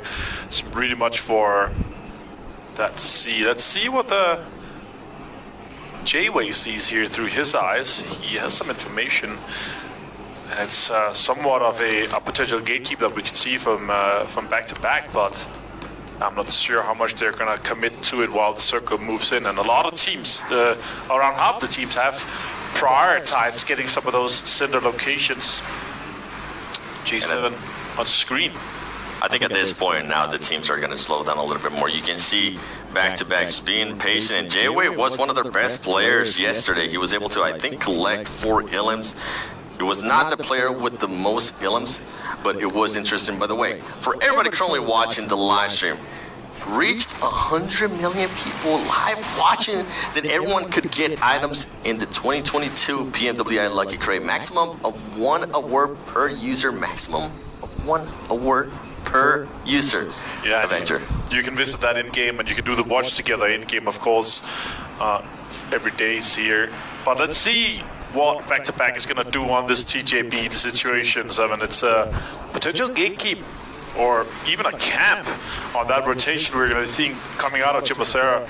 Circle's also closing slowly, so they're getting ready to get out of there. They could have hurt them, though. Circle's going to be popping soon, and as you see here on screen, a lot of teams is northeast of Picado, around the graveyard area, west of La Bandita in that. And right now, you can see our most elimination leader. There's obviously... I love that TJB kind of had their spidey senses going, and they were like, yeah, we need to back up from that. And look at that right there. We might end up getting an urban finish in Los Leones. Yeah, I could love to see that for sure. Headshots as well. A tie. Shandian, Ravenclaw, and Shuazu is going to be tying that up. And the other one that I'm actually really interesting as Desk talk about here, there is the Eagle Eye reward, $5,000 extra for the 2 longest shot average of those eliminations there. And right now it's 375 meters, and really close by in second place, 373 meters for the 2 top ones currently. I mean, if you do end up getting those awards, might as well just try to get some skins as well, because guess what? From August 4th to August 13th, you're going to get 50% of the PMWI packs, get a sit straight away, and 5 chances to draw the PMWI treasure chest. Falcons here on screen. Yusuf, great plays from him yesterday. Shots coming out from Stalwart, though, never alone. Scars taking a lot of shots and also never alone. He's going to go down to the vehicle explosion, and they're gonna capitalize on this situation, Stalwart, that's for sure. And that's what we're talking about. If somebody does come near them, they are going to start shooting. They are going to try to just put their elbows out, and that's exactly what we see out of that team. And Star Wars Esports actually wants to be able to confirm this. You can see them debating about it, whether they want to be able to push this, wait for the teammates, because I think I only saw just 2 players from Star Wars Esports. Here you go. You can see Pika, they definitely want to confirm this element. Star Wars Esports can taste that first place. I mean, we saw how the first game went. I'm pretty sure that might have just pushed them enough to be on the first place. Currently, they want to continue on that trend. And Team Falcons, they had an amazing day 1. Not the best start for day 2 with the 10th place finish and 2 illims in the previous match. But anything can happen here. Yeah, definitely. And that's the interesting thing, right? Is are we going to be able to see Stalwart continue on that trend? Once we're done with the next game, once we're finished the 3rd game of the day, we're going to be halfway through. We're going to have a really good idea what the top 5 cutoff is going to be, just from looking at our statistics and how many points they have been able to accrue so far. But Stalwart is definitely looking really good. Vampire good as well. They have a good cushion down to Falcons and Regans right now in the 70 and 60 point brackets. But a lot of teams are chasing. A lot of teams are within that striking distance with that one good game that could push them in to the top 5 quite easily right now. And Star Wars Esports wanting to be a little bit more aggressive, making sure Team Falcon just backs off. And Team Falcon is saying, yeah, you know what, we'll definitely back off. We don't want to get into this fight right now. I like that because this is super far north in the current circle. This is not a priority to fight over. You don't want to try to get this real estate. So just leave that and try to get out of it. But I like what they're doing, obviously. They're taking advantage of their situation. Being in first place, you want to be able to have some of those easy early fights to secure those eliminations. Yeah, I'm just, it happens to the best of us, okay? That car flip, I'm pretty sure definitely not intended, but when you're driving through that terrain in Myanmar, it's bound to happen. I know I'm guilty of it, and my teammates just hate me when it happens. Yeah, maybe next week we could take a look at who's going to have the craziest driving and maybe give them an award for that or something like that. Donuts, though, on screen, they're rotating in. They are getting this compound. It's kind of on the eastern side. As you see on screen right now, we are going to be looking at the next circle. This is going to be a big one. A lot of teams have hunkered up in the center. We are hoping for this one to go southeast into Los Leones, but it goes north. Actually eliminates the urban ending in this situation here, but right now Falcon's looking good, Morph is looking good, Vampire is looking good, Box is also in a good situation, and a lot of the priority compounds in the circle here is already locked down, 7. They definitely are, and I'm going to be looking at some of the other teams that are currently outside that circle, especially currently the blue zone. I mean, Team Seoul, you can see them. They might go up against 52 Esports, as 52 Esports is trying to breach into that circle as well. Vampire Esports, I feel like they might be taking a bit of Star Wars Esports game style as they're starting to slow it down in a big way. And Enigma Galaxy, I mean, them too, them one Kia slowing it down a lot more. But this circle, the way where it's currently going to be located, it's going to be really hard to breach in. You definitely see the teams that are prioritizing having some of those center spots being on the quick, on the rotates, trying to get some of those good compounds to make sure that they can get quite deep into late game. And then there's other teams that are all right, we're not going to get any situation or good spots inside the circle. Let's focus on getting the eliminations done. And that's obviously what you want to do. The quicker you realize that you're not able to reach the late game and get into some of those good compounds, that you realize that you can focus on the eliminations instead. That's going to get you such a much better average in terms of how many points you're able to put on per game. Yeah, I think a lot of teams have been able to do that quite well, being able to realize that, and I wonder if that's going to happen here in this game. You see Vivo, Keith, Gremlin, Crowley just driving around on the motorcycle, trying to figure out where they're going to be. As you see Hector from Team Seoul chasing him. He's able to see him, and is he gonna want to take this fight? You can't be driving like that in that terrain. We just saw what happened earlier to Team Falcon. So maybe he rethinks that. As I say that, now he's starting to get shot at, and I think he's getting shot at by 52 Esports as well. As Omega's able to get a knock there on one of the players against what? Evil Key is also able to trade it out. They're just truly, it's 3 teams fighting right now, Martin. Yeah, the third party coming in from 52. Quite insane to see here with Daku taking that down. That's actually falling quite a lot apart for Team Seoul. Looked like they had the upper hand. McGrillen and Diego both down at the most. Cielo is also knocked right now. Adrian trying to make something happen here. Takes shots towards Seoul. Connects a little bit onto Goblin. And now he has to fight, take the fight straight to him. Pushes with the UMP. Goblin's low himself. He's going to find a potentially. No, you're not able to connect just yet. Goblin has no heals. No, he has no heals. Gonna have to run away from Blue Zone 7. Yeah, I was wondering why he didn't want to stay there for that fight, and as soon as I saw that, yeah, that makes total sense. You get out of there, Goblin. You try to get into that zone because Adrian is going to have those heals, and you do still have to worry about 52 Esports because they have a lot more lead. They can end up gatekeeping you. Yeah, exactly, Omega. What can you do here? 12 bandages, 1 first aid, and not much more. I'm surprised. The gatekeep here right now. It's Enigma Galaxy Road. He's going to find one of the Soul players. He's going to be able to get him down. He gets third party to the side for 52. Again, a nuisance from these players. Omega takes shots. Rufa chain to the mini, takes him down. And he's going to be able to confirm the elimination as well. Really rough situation for Team Seoul. They're the guys initiating on Vivo Key. Team Seoul getting eliminated with 3 elims. It didn't end up working their way. They were trying to play really slow. And what I was surprised is that for a team that was playing really slow and looting so much, they didn't really have that many heals. They had to use so much heals because they stayed on that zone for so long. 52 Esports. Congratulations, you were able to at least third party get one of those elims. I know, I'm pretty sure they have a lot of damage because they were also shooting earlier when Vivo Kid and Team Seoul was fighting. Good awareness out of 52 Esports. Rotations are coming in, the circle has popped and it's gone southwest. It's in quite open terrain, it has a road straight through the middle. So the compounds there, they are extremely viable and important to play right now. Right now, Forest is going down from Monkia. Reckons again taking good control on the edge. You can see on the map that they are outside, but they are gatekeeping all the teams that are trying to get in from the east because it's a western shift or southwestern shift at least. And with RSG, I'm pretty sure they want to continue on that trend. As one of them does get knocked by Wildcats Boren. And I am seeing some players from TJB actually getting eliminated to this zone. Oh, that's just unfortunate. Super unfortunate for TJB. Guys at the desk are going to be like, oh no! Please! How could they? Alright, X-Ray from Istanbul Wildcats. They are putting on some pressure onto Reckons. Reckons had a good game last one. Obviously, being able to put themselves into the top 5 now. Lightning is lost though. They're not the 3 players. They are on the edge. They're going to have to fight their way in this situation. I was going to say, I think Flower Seed is trying to go... Great timing, by the way, Flower Seed. That was the best timing possible as 2 players from Donuts USG was coming up. UC needs to be careful there. GC needs to be careful because one of the players' missile is currently aiming down on him, and I think RSG is going to be able to recover that player that was knocked earlier. Yeah, exactly. Let's see what they're able to capitalize on this situation here. Outside the circle right now is a rough one for sure. More pictures coming out for 7, while the other players... While Donuts is starting to push up.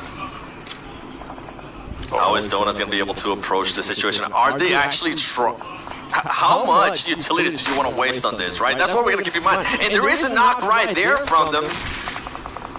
Here we go. Here comes the push from Donuts. Donuts knows that they have the advantage. DD throwing some as well. And he gets knocked.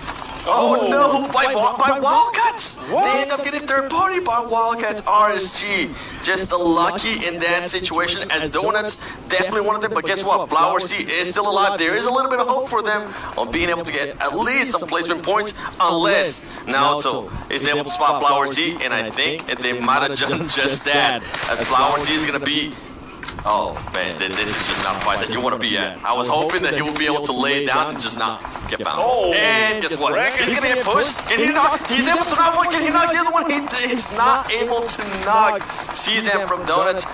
Good try there from RSG, the winners of the previous match. Yeah, exactly. All right, 4 rivals here fighting. You can also see Vampire in the distance. The next circle has popped northwest. This is a really rough situation. The vast majority of the team are actually on the eastern side, so it's going to be having to fight for terrain that is not a lot available for them right now.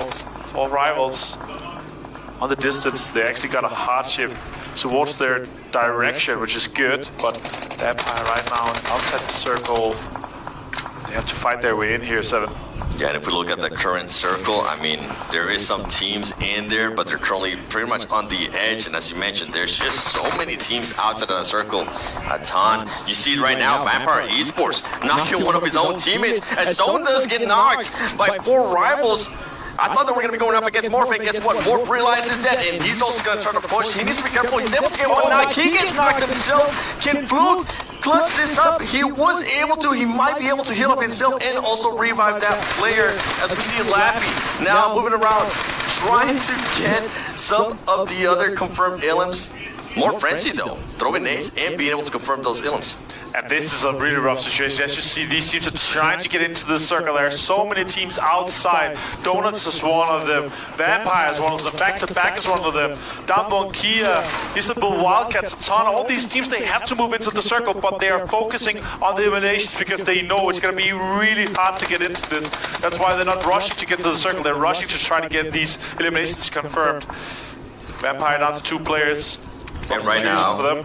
I was going to say, there's so much third party going on. We saw 4 rivals trying to third party that fight, and guess what? They ended up getting third party themselves by Star Wars Esports, and also the plays on Vampire though. Looking at Donuts, can he get that knock? He's not going to be able to get that knock. Fluke about to go down to the zone actually.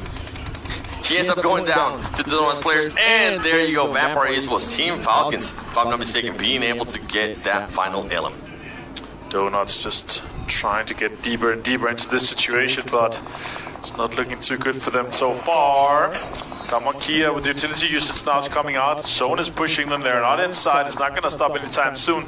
Wildcats in front of them. They want to try to clean up this situation maybe.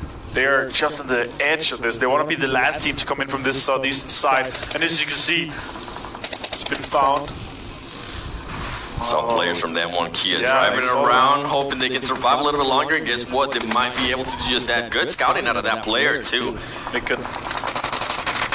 Ooh, Donuts trying to make something happen here versus that Kia. Can he win it? He does. That Kia gets him down. Fantastic play here. And now Istanbul Wildcats decided to move into this spot, and they want to be that team that are controlling that southeastern edge. A ton on the further side here. Great positioning in as well there for Wildcats. Oh my god. I can't believe it. They're able to get some crazy shots coming out of this one. A ton taking more shots towards Wildcats. The starboard on screen right now, Speaker. The reason why I was saying great position there from Wildcats, you guys aren't currently able to see it, but they are going to be able to gatekeep at least one of the players from Dan 1 Kia. And the way Dan 1 Kia was playing just there, I mean, that great awareness out of them to just focus on getting into the zone. Some of the other players are going to try to get into the zone. I would see Action going up against Falcon Esports. Can he get this knock? He does decide to get in the car. What are you doing, Powerful? Oh, man. That was so scary. Action only has a little HP. He is able to get that knock, and that's why he was one of the top players on day one. And guess what? Star Wars Esports confirming those elims. That's crazy. Yusuf, last player here for Falcon. 3 eliminations for him so far. Trying to get some utility out. Potentially good find one. Tom gets taken down. He's pushing in. Utility is also taking further ones down. And Bucks is fighting with Enigma Galaxy. More utility being used. That could be a good grenade too. Does some damage on top. Use it. Putting himself in a great position. Star Wars Esports is going to have to push this up. I'm wondering if he also has any other grenades. Oh, and he's starting to get a third party from, I believe that's Wildcats or Dan 1 Kia, stopping the idea that he had. And guess what? Action finished it off. Yeah, and now they have to move in. They have to try to get in further to the circle. This, as you see on the minimap top right, it's a really rough southern shift. A lot of teams are fighting for that north control right now. 52 really close to top. Stalwart. Vast takes it down, jumps with the UMP out and just finishes him off really quickly. Did not expect that for sure, but that's a good third-party advantage peak right there. Scry is also making something happen, but 52 is disengaging from that fight. They want to take control of the lower ground instead and let Stalwart fight with Damakia inside the crater. They were taking advantage of that, and also you can see Vats still staying over there, still trying to get an angle in case some of the other teams, especially Star Wars Esports, decides to push up. Great awareness out of that, and I mean, for him to be able to get one of the players from Star Wars Esports out, that's exactly what you want to see. Yeah, exactly. You want to have Stalwart push that southern side. They want to get into the fight here with Damakia. They need to take control of the inside of that crater. Judy has a Groza, though, I see right now in hand, so it could be a hard player to take down. He also has a really good ridge to play with. There is utility being pushed out as well. Yeah, this is when you start wondering how much utility this 52 Esports going to have. Because if they can throw a Molotov, they're going to absolutely stop that push from Star Wars Esports, allow them to back up a little bit more, and also cause some damage. And as I'm talking about Molotovs, that's exactly what they're doing. They're trying to stop that push from Star Wars Esports and position themselves a little bit better, get some angles. This is going to be an interesting fight, how Star Wars Esports is going to be able to get out of here, and if any of the other teams are going to be able to their party, because Wildcats might just get an angle on 52 Esports. That is crazy. That's a really aggressive push for Wildcats. You see them pushing in. Defoe is just putting more damage into it. The UMP is in play. What can Dampa do? Defoe also aggressive in this situation. 5 eliminations for Wildcats. A lot of really top heavy right now in terms of eliminations across the board. 5 on Stalwart, 5 on Wildcats, 8 on Enigma Galaxy. I was going to say, they really are, but one team that's being quiet right now that also has Elims, Enigma Galaxy. They're currently sitting at A. They're playing patient. You can see some nades coming down into Dan 1 Kia. Is Wildcats going to make this push? He decides to back off as Enigma Galaxy. There you go. Now they're finally starting to wake up. Now they're starting to see the opportunity that they have here. Raduf, he knows where they're at. Is he going to go for the knock? Is he going to be able to get Barrel? The nades are going to be coming in. Here comes the utilities. And you know Star Wars Esports are going to be loving this as Enigma Galaxy able to get one knock, but they're not going to be able to confirm it right now. Stalwart finds multiple players here, or just one actually finishes him. Damakia. 52 under so much pressure from multiple angles. This situation here, Lord is doing a really good job trying to make sure that it happens off. Damakia is out. Meanwhile, fifth place, but Isabel Wildcats is joining this fight here. Third party from the high ground, trying to put pressure onto 52. 52 under so much hardship right now. They're going to go down. They're out in third place. Now it's down to Stalwart and Wildcats. And Star Wars Esports just going for the full-on push. They know where Wildcats is at. Can they get those knocks? 666 trying to back off, get some angles. Here comes the fight, the boys. Can he win this 1-1? He's going to lose the 1-1-2 action. It comes down to 666, and action is wanting some blood, and he's going to be able to get that last illip and secure the chicken dinner for Star Wars Esports. Ladies and gentlemen, I asked the desk yesterday, who do you think is going to end up winning this tournament? They told me, without even blinking, Star Wars Esports. And guess what? Max, Kalaris, Jason, you guys just might be absolutely right, because right now they're looking dominant. Something I want to back up a little bit. Enigma Galaxy, they were just so quiet. I felt like they had so much time. They knew exactly where the other teams were with 52 Esports. They knew that they were fighting another team in regards to Star Wars Esports. I feel like they just waited way too long eventually. Yeah, for sure. I will say this, though. It has been extremely impressive to see Star Wars so far in this tournament. That was our 8th game. We have one more for us today. We're going to go to Senegal afterwards. It's going to be really impressive. And after that, we can really look how far they're going to be able to take this, because this is crazy. I will say this, super impressive play by Wildcats. They were able to close that edge off completely. Yeah, I mean, I was impressed by Wildcats as well, being able to get on top and being able to just get some angles on some of the other teams. But you know what? We'll let the desk take care of everything after this break.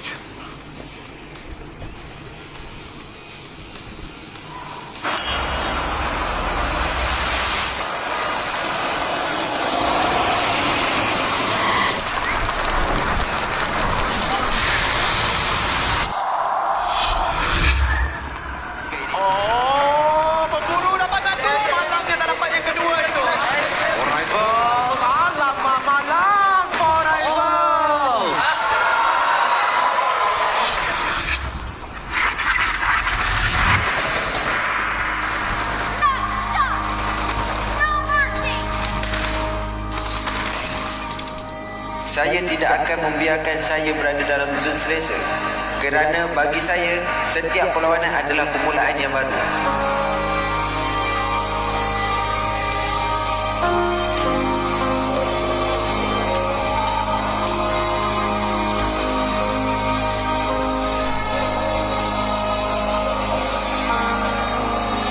Yang melakukan kita orang bukanlah kekalahan, tapi kehilangan yang asal dari titik permulaan.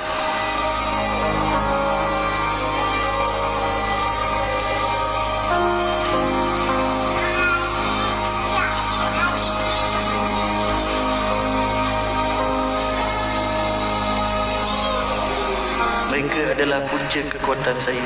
Sesukar manapun perjalanan ini, saya akan mengarunginya dan membawa pulang kejayaan kepada mereka.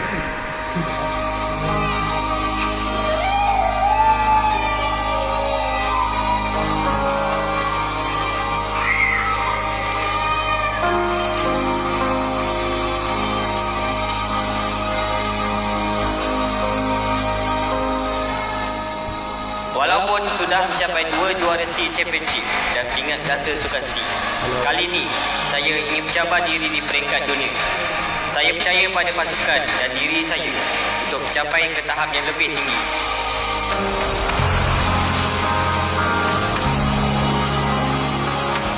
Dah bertahun saya meninggalkan halaman kampungku demi mengejar impian saya di kota ini.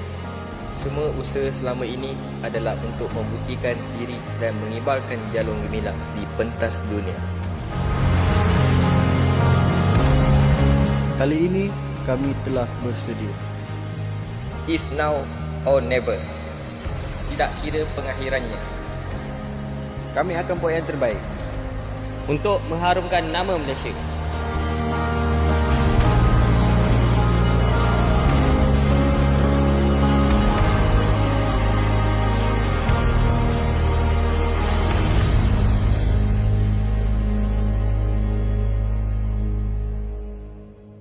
Forever play with pride.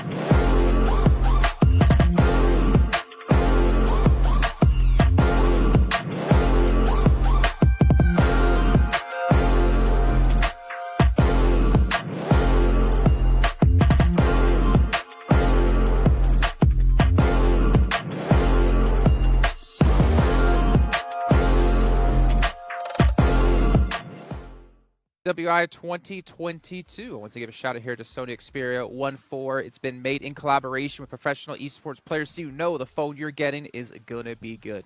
Not to mention, it is official partner here of PUBG Mobile. And gentlemen, well, Kalaris, we'll throw it to you right away. Stalwart Esports take a victory here on match 2 on Miramar, but you stand by the statement of... Move that way. Go on. No, not that far. Come back. Come back. Nutter. Go on. I'm leaving it to you. Your statement of... Oh, yeah, they're the best team. By far. That wasn't it. That Stalwart could have had back-to-back chicken dinners. Oh, that one. Oh, that yes. one. No, that's true. What if you made a last statement there? No, yeah, you're right. You're right about that. And I was right about that as well, and I continue to be right all the time. Obviously, game 1 was a little bit more difficult for them because obviously the circle shifts away and things like that. But then, once again, they come in and show why they are the best team here, and it's going to be hard for anybody to knock them off of their pedestal, I think is fair to say. This was a great execution from them once again to be able to play this north side of the circle. I did think they were going to get pinched, but they got a little bit fortunate about some of these other teams kind of crunching down on one another on the west flank as well as the east flank. As we take a look at our STC match rankings, you can see Stalwart Esports, 26 big points, Max. Yeah, 26 points on top of that. Like, every single fight was once again super snappy. They actually took a very early fight versus Falcons. Falcons wanted to play edge. They just kept pushing on them, so Falcons could not play to the level of gameplay they would have expected in this Miramar game. So a little bit rough, but yeah. And even Scry's like, yeah, I'm the support player. I'm just going to send it. I'm just going to jump above the wall and just go and eliminate an entire squad. So, I mean, as you said, you think Stalwart's going to be a top team. I think everyone here thinks that Stalwart is the best team. Like, there's no way you don't think that. Hey, I mean, if Vampire doesn't nade themselves and start off the landslide as their demise, maybe they would have placed a little bit higher there. But again, we see Falcons, decent result, Damwon Kia yet again.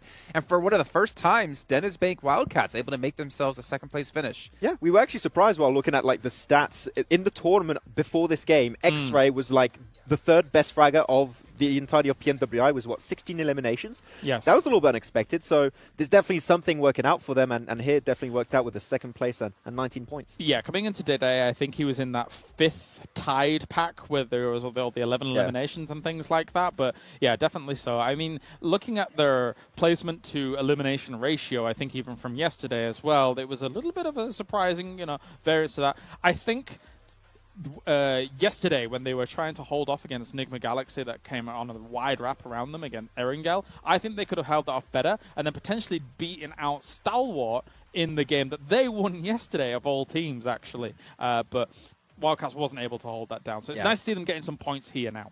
It's just cool to see the resurgence of a lot of teams that struggled on day one, right? You got Dennis Bang Wildcats, Enigma Galaxy, 52 Esports, Damwon Kia. So, like, they are slowly climbing back up. They can't afford another bad day. I think you touched upon it earlier, right, Jason? If they have, like, if you had a bad day 1 and you also have a bad day 2, your hopes of, a championship position in the, top 5 are dead.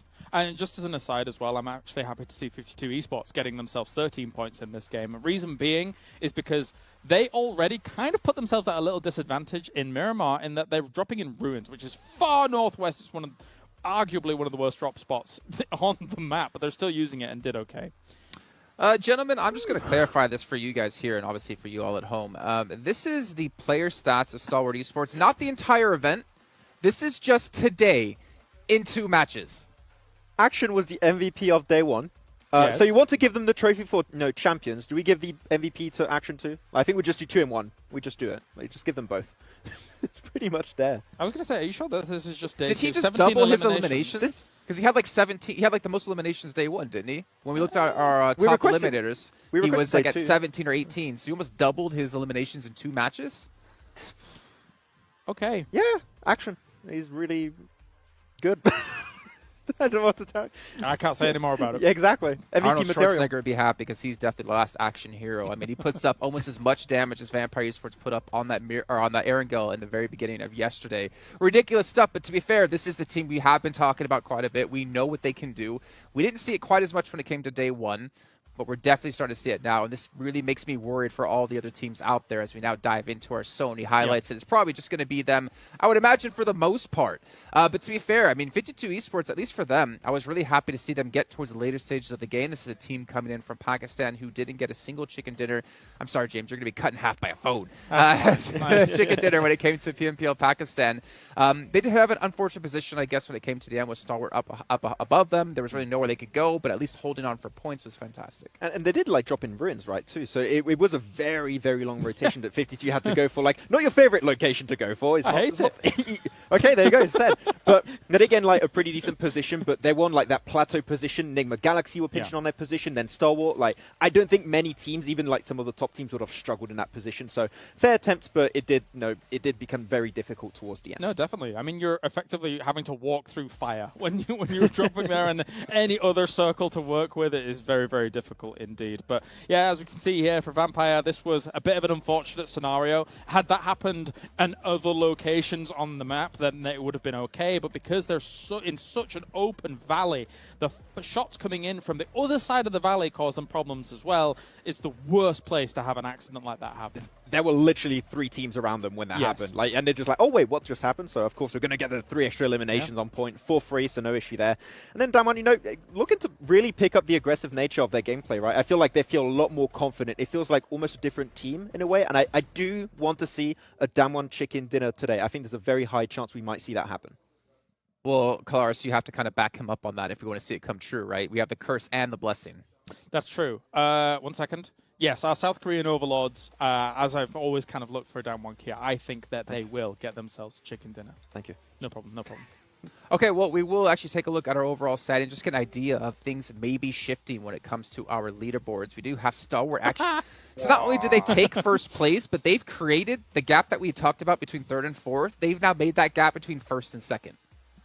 Fair. I mean, what do you want to say? They're just chilling at the top there was right like now. no words out of Max there. I mean, what do you want to say? There's nothing to say. I mean, they came in as favorites. They showed why they're the favorite team, right? And their gameplay are looking good. I had the chance to talk with Senator a little bit yesterday, and he said, we don't need to change anything. We have prepared everything beforehand. Day 1 was exceptional. We're just going to keep on going. That's the scariest bit about it, because if 1 or 2 things don't go slightly awry in day number 1, they would have been number 1 there as well. And now they're showing why coming in, they don't need to change anything. Their prep seems good. They know how other teams are moving around and how they're going to approach them in this lobby. I mean, even look at the last situation there in that game, right? You have a drop shot on towards a team, taking them out, which doesn't really lend you decent angles on the remaining team, but they're still so confident about taking that battle as well in a 2v2. So even though they've got 3 people alive. So yeah, it's ridiculous at the moment. And the jump up from Wildcats is them pretty severe. Right? They were a team that was at the bottom of the rankings in like the middle of day 1. So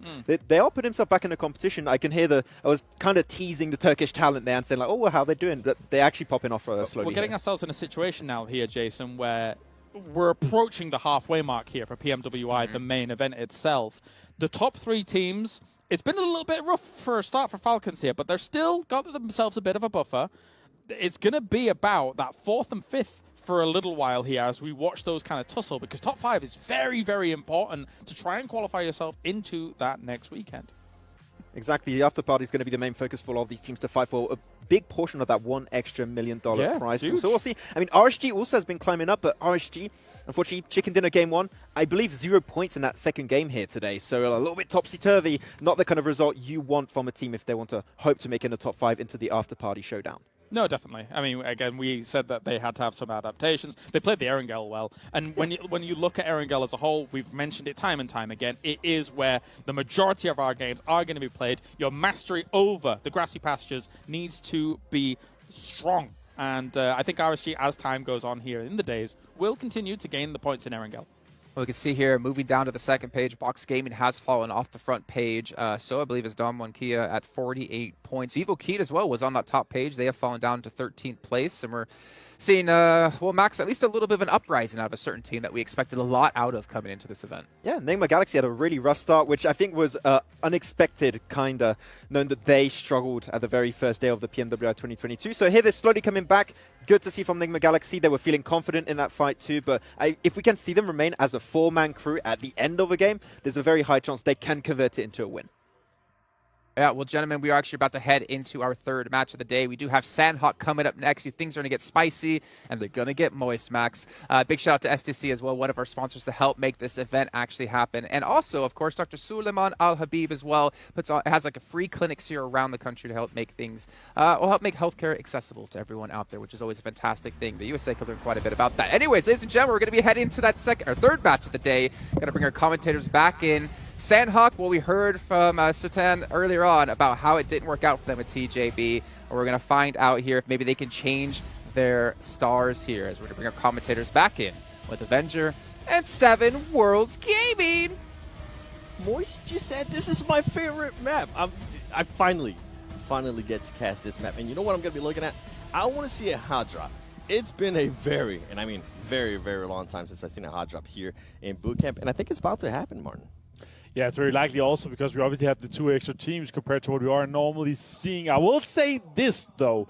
This is a very, very northern playing path. Doesn't matter as much, obviously, here on Sanhok as it does on other maps because you can basically pretty much reach anywhere with a really long drop in this situation. But we have our eyes peeled on the screen. Where are we going to see fights from the very get-go? Are we going to see some of the top teams already now have a little bit of a early fight with some of the teams, but we will see for sure within the next couple seconds. I will say this though, the highest damage in action, 1,000 more damage ahead, or 1,000 more damage than Fluke, ahead of Fluke there. That is quite insane to see. Northeastern Circle.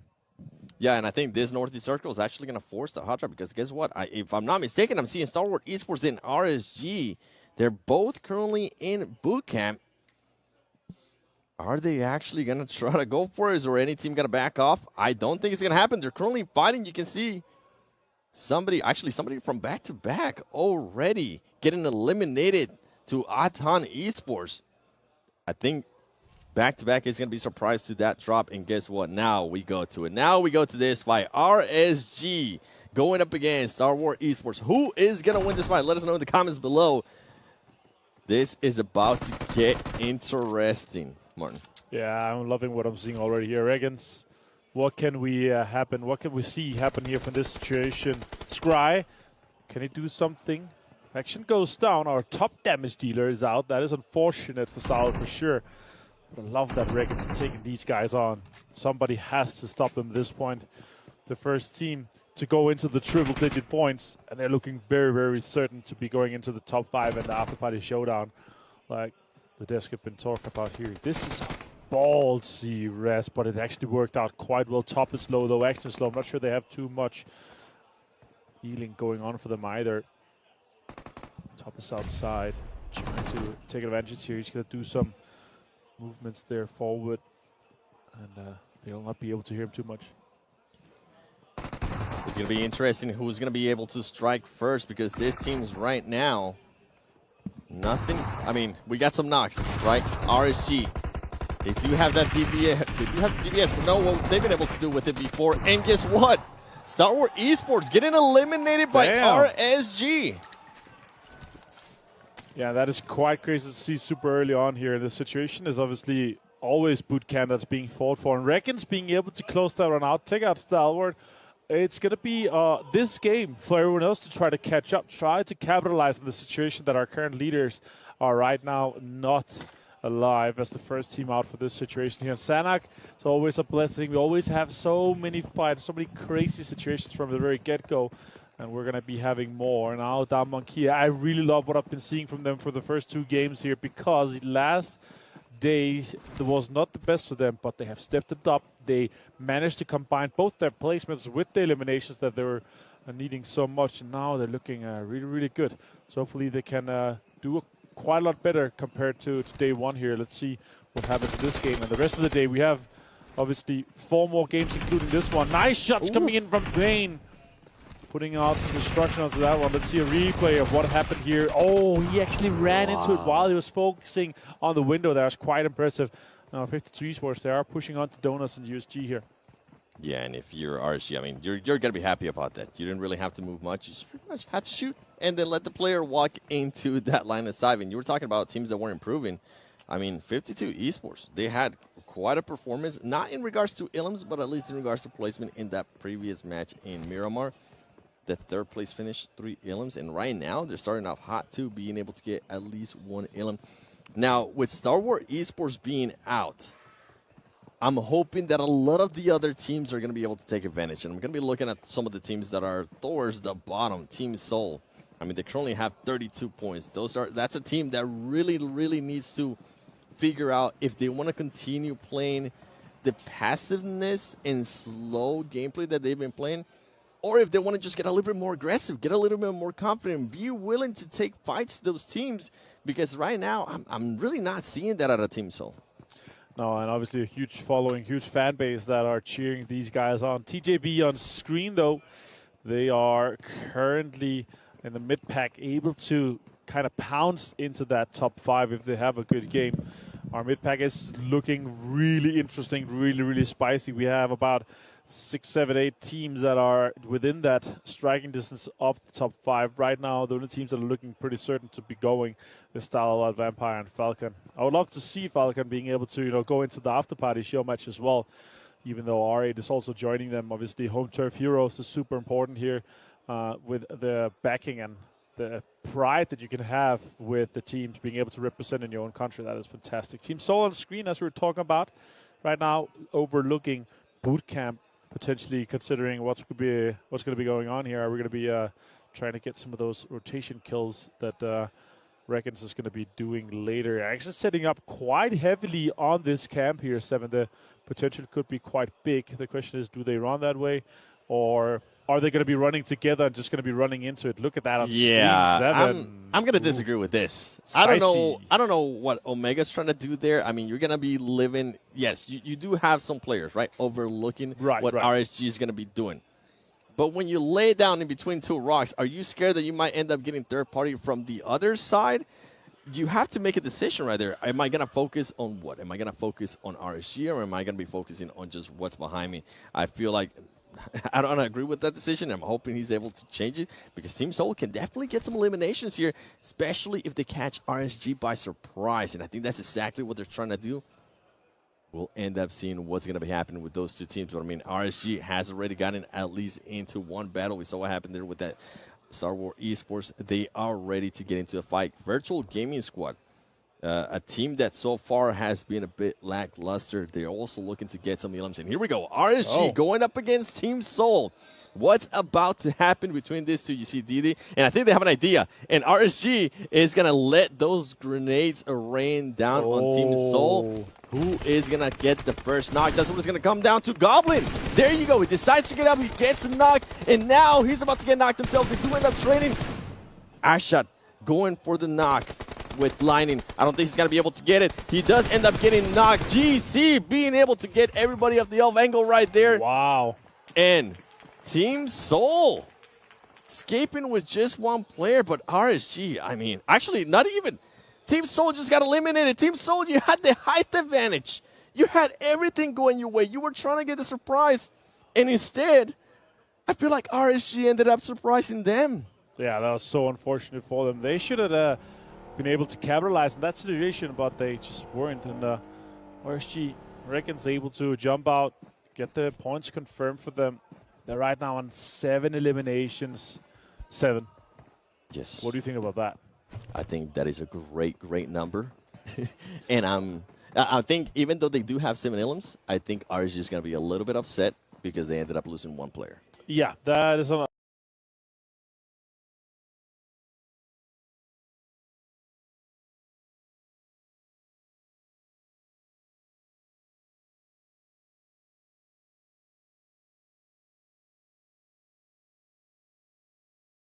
में open में भाई omega क्या passive खेल रहे भाई ये किसी ने कॉल दिया रहेगा कि भाई आने दो करके बहुत गंदा कॉल था आते हैं वो कोशिश करते हैं कि अब हम पहले ही मारना चाहिए था चुपचाप 1-2 मार देते ना तो वो तो किल मिल जाता है